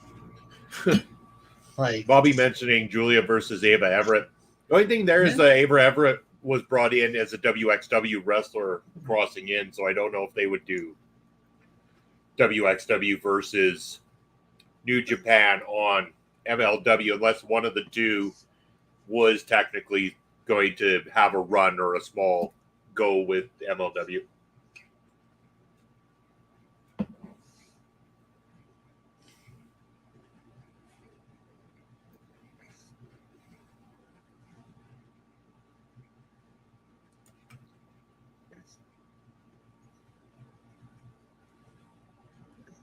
happy ending, huh?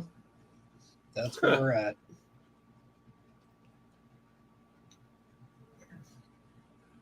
It was for a hat, sir.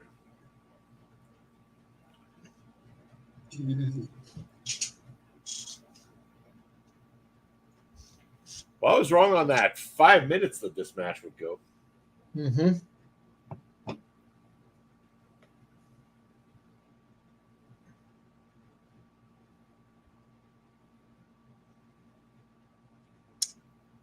Way to say the same thing almost twice there, Matt. Good job.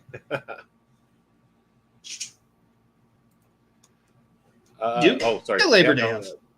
Yeah, we do, Josh. Yes. And I'm going to go different. I might wear white after Labor Day. Come at me, Don't worry about off topic around here, my friend. Yeah. Do you know what show we did this morning? Do you know how 4 beers into my night I am already? Well, it was like my favorite thing to tell like fans back when I was a heel. It's like, do you know how much I pay in back taxes? Yeah. I hope Maki Itoh does do a signing. Yeah. That would be great. Labor Day, yes. That's because in Canada they care about people. Why do you have to work, Josh? That's because they get like President's Day. I started a new job this week and they gave me the day off, dude. Come on. It's because it's a statutory holiday in Canada. In the States, not so much. They have, well, one, they have Thanksgiving in November. 2, yeah, what's up with that? Like President's Day and like Veterans Day and stuff like that. So. Deppen loses. Kushida wins. And we're heading around a 20-minute match here. Still. I just imagine they're going to play some sort of video package before the main event, but it might go a couple minutes after the hour. Yeah. He works in sales and my company hates me. I work in sales, but my new company loves me, man. My first week in your face. Hey, my previous company didn't love me as much as I thought they did, and that's why I left. New one seems to love me quite a lot. Love it. I'm a much happier Bob. Oh my God. This draft cannot go any slower. Only a couple more bites of this sandwich left, I'm telling you. And then you're going to throw up? Mm-hmm. Nope, I'm good.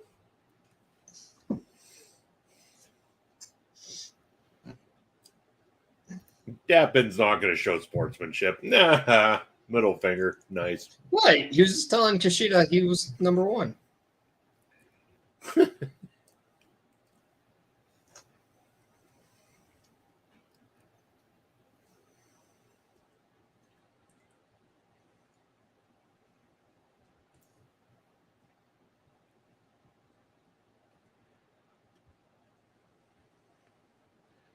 Yeah, and so it looks like we're going to be coming up to the main event here right away.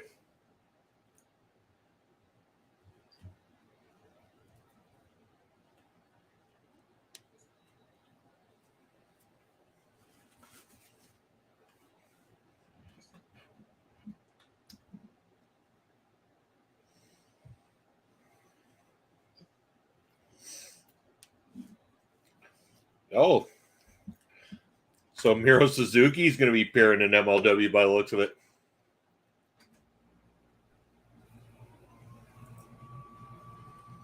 Oh, that's Slaughterhouse. There you go. There's the answer to that. Miro Suzuki, Slaughterhouse, MLW. Big announcement.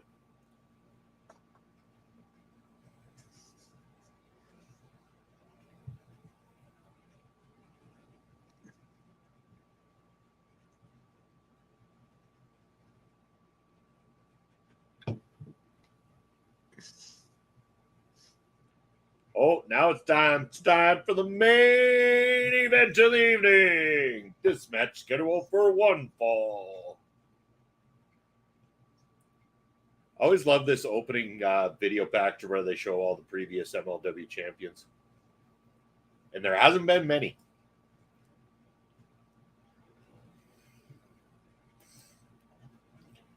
Yes, another New Japan Pro Wrestling wrestler. Yes. Now Alex Kane's image in amongst the champions there too. That's awesome. Tell the tape. Here we go. So we got Alex Kane coming in at 5'11", Willie Mack at 5'10", 240 pounds versus 285 pounds. Alex Kane's style, a shoot style, where technical and lucha are on the side of Willie Mack. Hometown is Atlanta, Georgia for Alex Kane, and South Central LA for Willie Mack. Strengths are stamina, explosive power, and submission game for Kane, and experience unorthodox and aerial attacks on the side of Willie Mack. 17 years Willie Mack's been chasing the dream, trying to become a champion. He wants to be amongst those faces with the MLW World Heavyweight Champion, but he's going to have to go up against our boy, the Bomaye Fight Club. I don't think it's going to turn out very good for Willie Mack.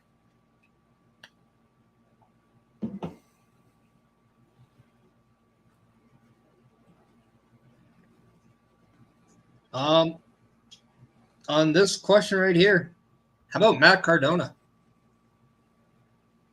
Okay. Yep. I'm just trying to think, like, if there's people that, or even Hammerstone. What Davey Boy Smith Jr. Unless they consider him like a New Japan. Maybe. Yeah.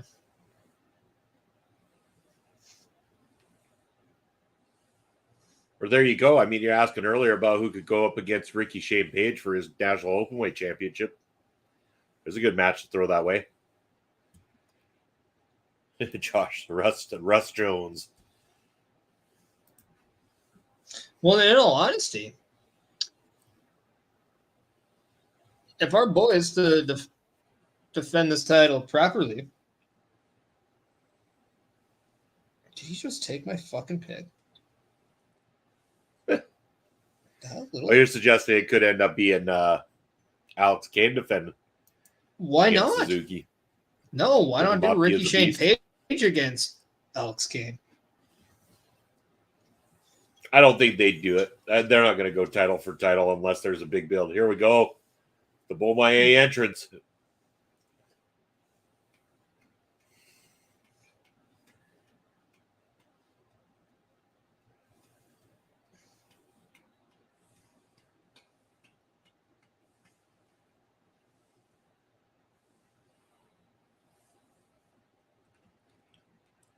Brian saying that Willie Mack reminds him of JYD. Yeah. Oh, look at that. Jay Bougie in the Bomaye colors tonight, officially. Love seeing that. I kind of hate to say, but we kind of talked that into reality a little bit when we interviewed him, right? We kept mentioning it. Of course we did. And then, sure enough, we even talked to Alex Kane about Bobby mentioning Suzuki versus Mance Warner as well, too, is a possibility. Just like I told Alex Kane that he was going to submit Alex Hammerstone, and bam! What happened? Oh, yeah, it happened. Mm-hmm. And just like that, you were correct. Yeah. I'd be wrong when I could be myself. Yeah.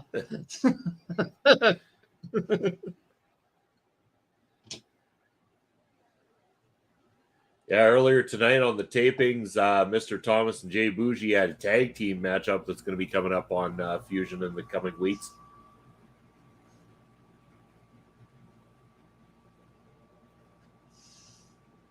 Yeah, you never know. You could see the Calling versus the Beaumaye Fight Club in the War Chamber matchup.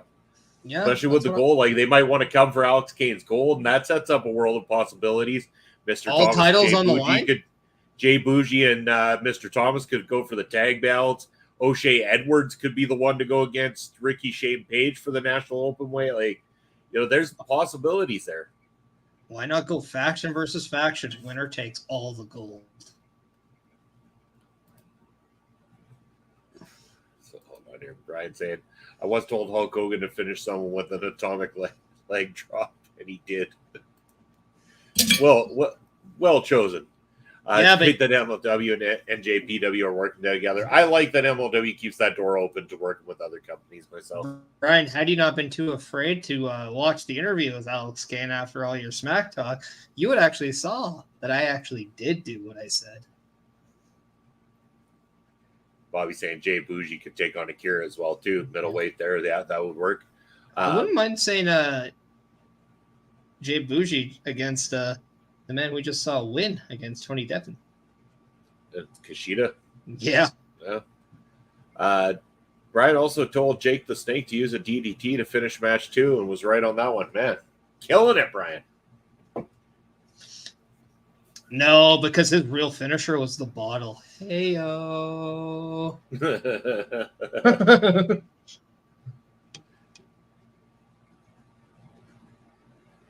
That or The Rock. And I don't mean Dwayne.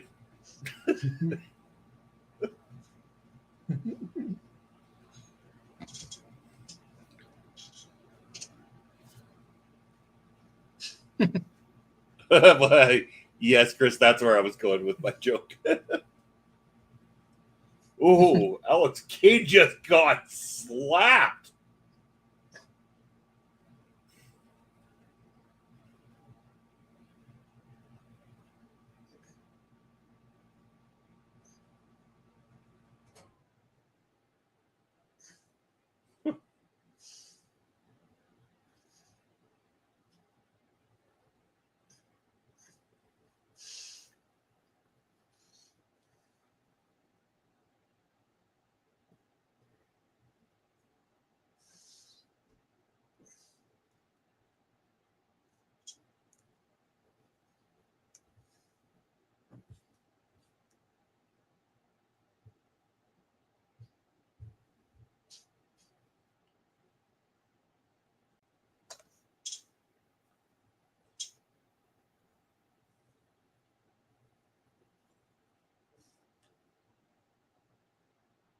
Go figure, this is probably going to end up being the quick match.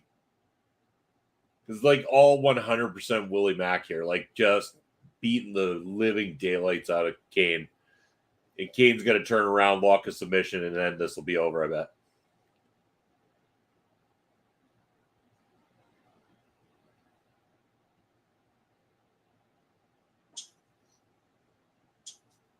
But did Christian Cage talk about your father? Oh,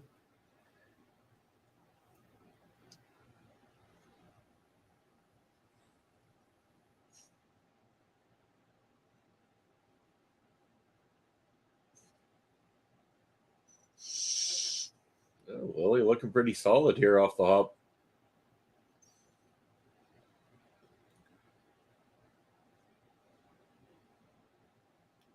Did Kane over prepare for this one?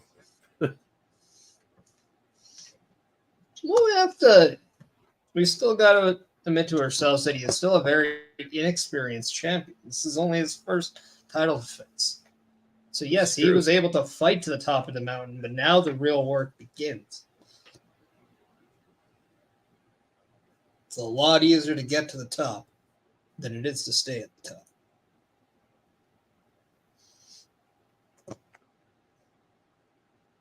Like Willie Mack going to go up and over the top rope, taking Kane out. Yeah, this is all Willie Mack so far.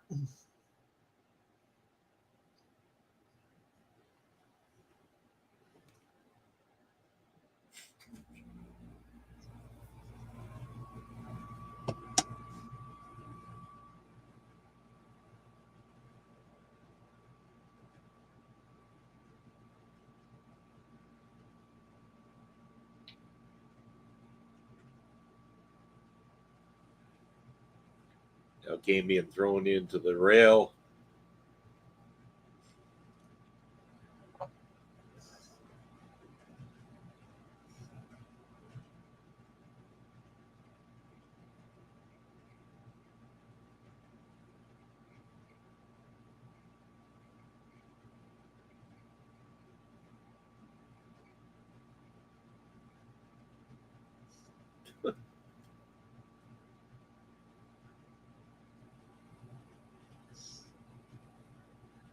Oh. Might want to get out of the way, Kane.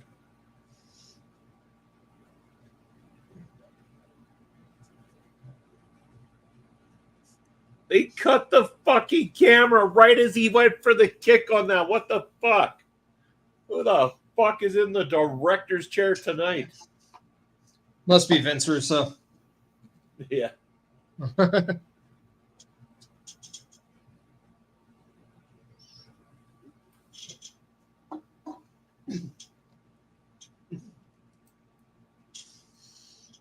Well, so far it's been all Willie Mack here, Bobby. Like, it's shocking. Kevin Dunn is in the chair. Yeah, one of his teeth hit the wrong button.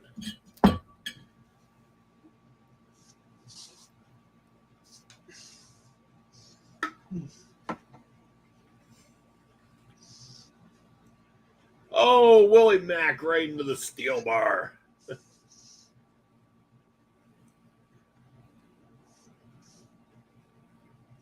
Oh.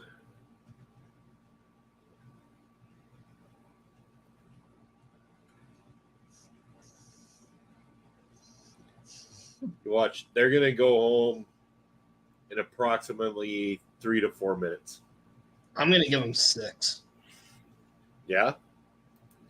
Yeah, I don't know if we'll see much after. Okay. Now here's the thing. What if Willie Mack becomes a new member of the Bullmaye Fight Club? He might. I think he could be a good fit.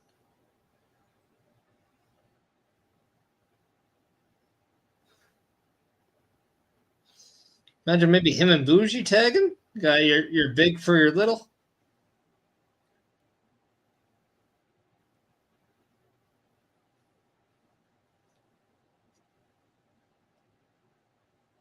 I also want to see more of what they're going to do with O'Shea Edwards in the Bullmaye Fight Club, because Well, that's we've what only had the one match from him. We can have one of them. I'm in a tag with someone, and then have the other one be your singles guy.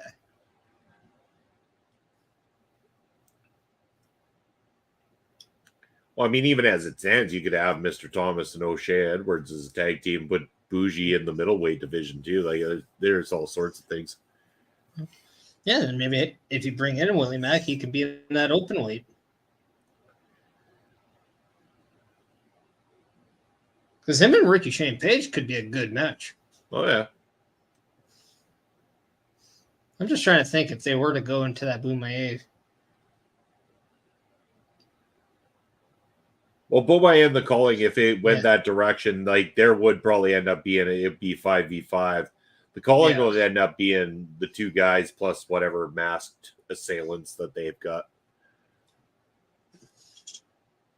Which, funny story about that is when they had Contra, which was the group that Jacob Fatu came in with, they used to have these characters called the Sentai Death Squad members, and they'd be in full mask. And during the War Chamber matchup itself, when they were locked in battle, they had Sentai Death Squad member number 5 or whatever it was in this matchup. And I remember reviewing it, and Papa Smokes and I going on and on about, like, man, this guy's got quite the physique. He's got some good moves. Like, you should sign whoever it is under this mask. And lo and behold, he's standing right over there in Alex Kane's corner right now. That Mr. Thomas was Sentai Death Squad number 5 or whatever it was from that night.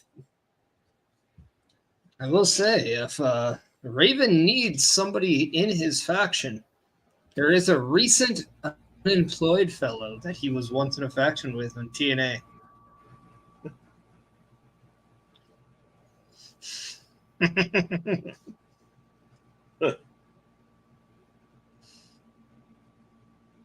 Part of an old group called The Gathering.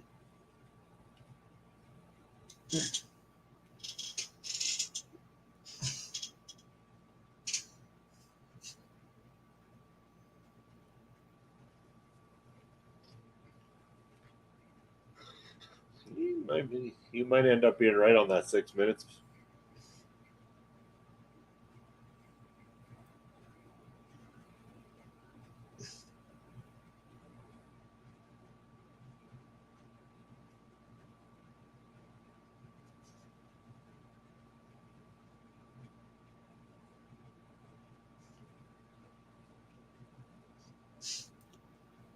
Bobby saying they could bring in someone to wrestle against Becca or Del Miex. Yeah, they'll continue to build that featherweight division, so they should. I have a name that I think could be interesting. I think a lot of people would be like, no. But if she doesn't want to leave wrestling, what about Lacey Evans? Yeah.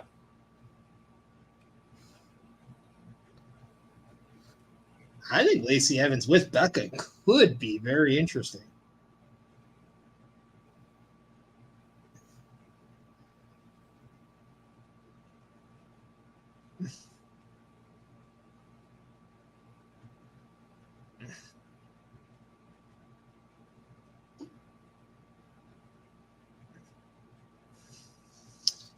Yeah, I think it's safer to say they're going to go past the 2-hour mark. I don't know, man. We'll see.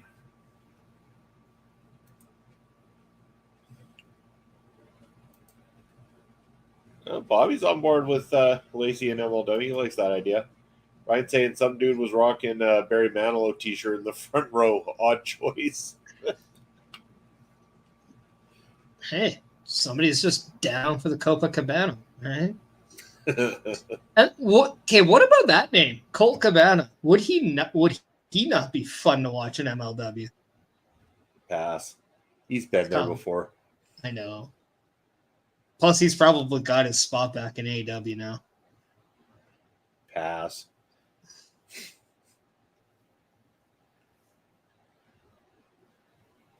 That's a guy that I just always thought got the raw end of the stick everywhere he went. I just always thought it was a guy who enjoys being a goof guy. Oh, sure, but if you watched him in Ring of Honor, you saw plenty of opportunities of him wrestling very well. Oh, I'm not like I know the guy can wrestle. I just think he's like all he does is want to be a goof, and that's why I can never take him serious.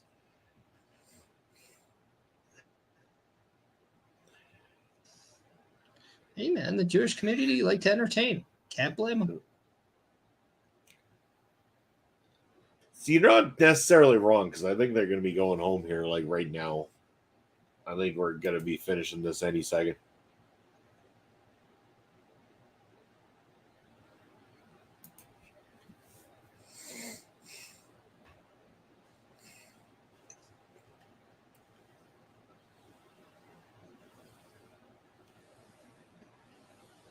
Yeah, I bet you the finish is coming up right here. Oh, I'm not. Alex Kane's going to choke him out right now.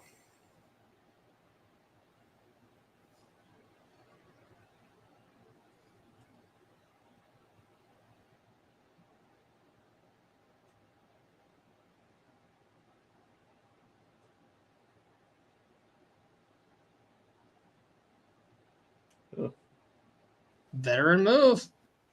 Yeah. First best thing. Everyone has their spot back in AEW now.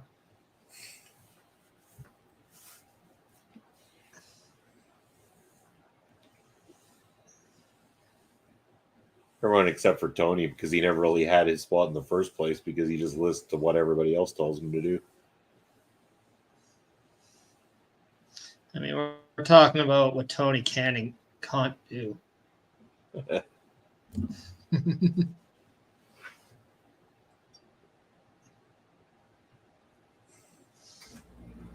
Yeah, this is going past the 2-hour mark.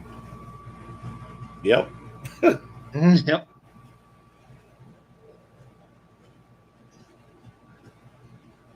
I'm kind of shocked, to be honest.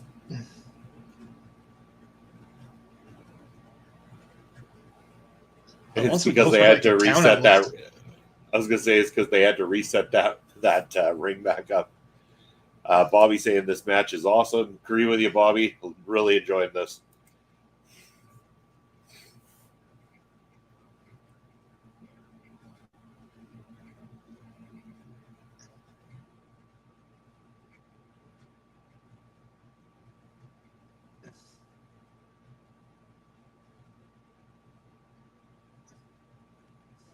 Oh, straps are coming down. Kane means business.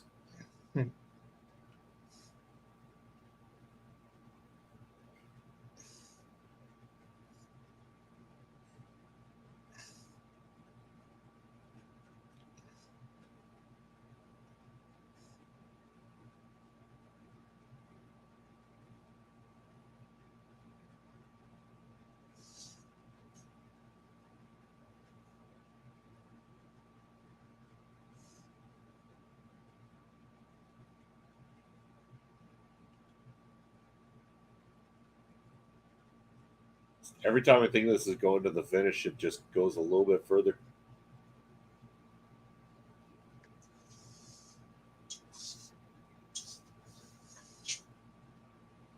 Shit.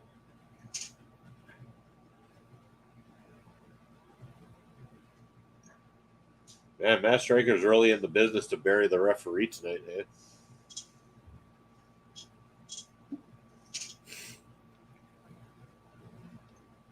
I don't think he buried the referee because the other guy said count, count. He was explaining why the ref wasn't counting. Yeah, but then he follows it up again with no, you can do it or whatever, and he just stood there for 3 seconds.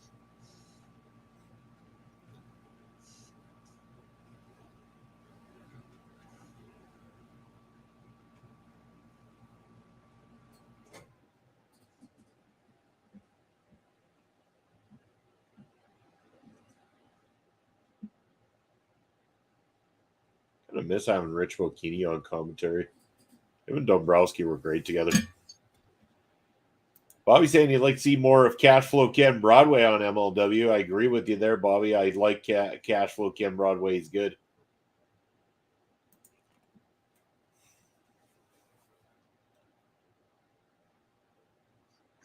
Damn.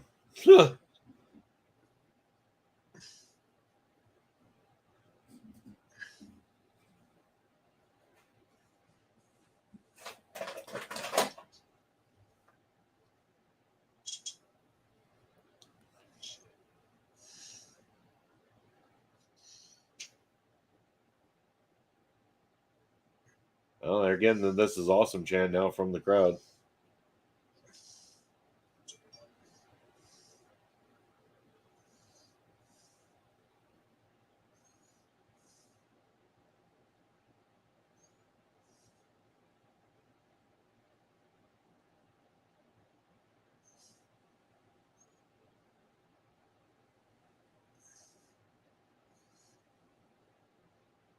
There it is. He's going to wrap him with that joke. Oh, Willie Brogan.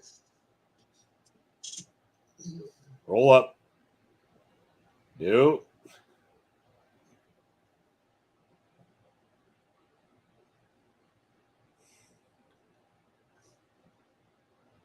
Alex Kane's got that choke. That's going to be it.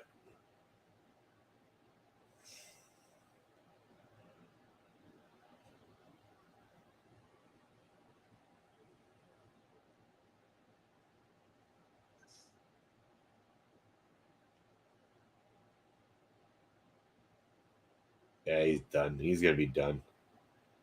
Mm-hmm.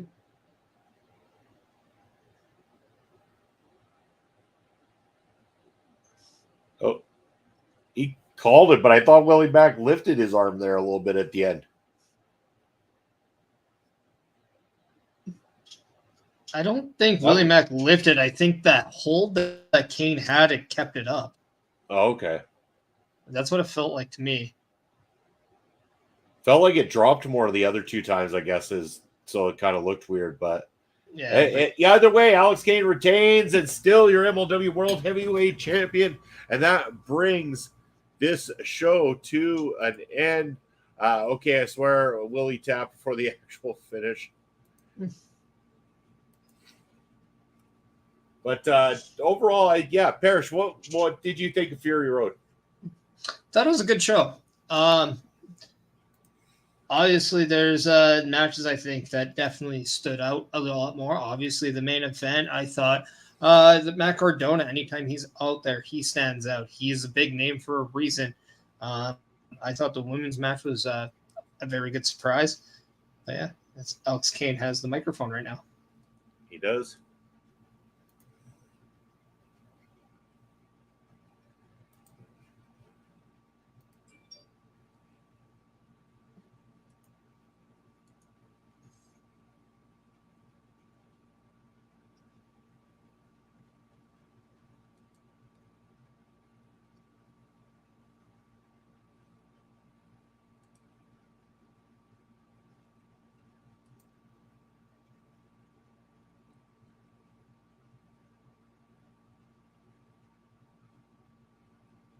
Might be getting your wish here, Parrish. Just saying, I'm pretty good at this. Pretty good.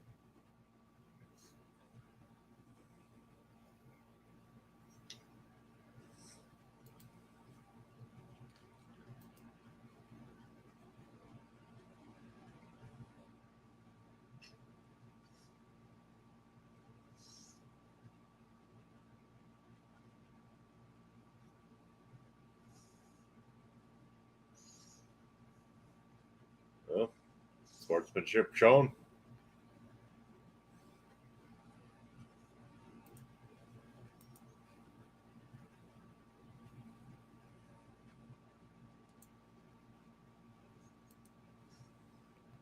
Bobby saying it was a great show, and he's looking forward to Slaughterhouse on the 14th of October, and all this was entertaining, says Chris Best.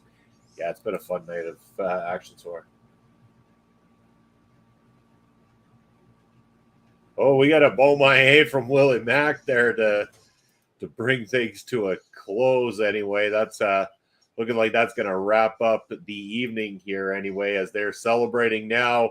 As they're doing that, though, Parrish, why don't I go ahead and get your ticker up on the screen there so you can let the people know where they can find you. Well, as you see the socials there, just having a little fun time there, just sliding back and forth. I'm going to tell you where you can find me on screen. I mean, tomorrow you can see me in full because as Joshua Joseph doesn't have Monday off, I do. So I'm joining my boys at the Monday Night Watch Along in full as we get to see Chad Gable go up against Gunther for that Intercontinental title. Then on every Wednesday, you can see me and Ed Fry's battle that bastard Bischoff on Wrestle Draft at 10 p.m. Eastern. And then obviously, Bobby, you and I, every Sunday, 12:15 Eastern, we are busting out because going off the rails makes every Sunday morning a little bit of all right. It really does. There's my ticker down below. You obviously can catch me on Thursday nights with Papa Smokes for Ring Respect Radio. And then again, as Parrish mentioned, Sundays, busted out 12:15 p.m. Eastern time. And there's where you can follow us all here at our local establishment. As I've got the raid all set up and ready to go. We are going to go over to Misbehave and play some Dead by Daylight there. So give a good OLE welcome as you head on over there. And make sure if you're still tuning in to watch the AEW after show coming up immediately following All Out. That's going to be featuring Ashford Pizarro and Jose later on tonight. So check that out. Thanks for everybody tuning in today. We appreciate you. Take care.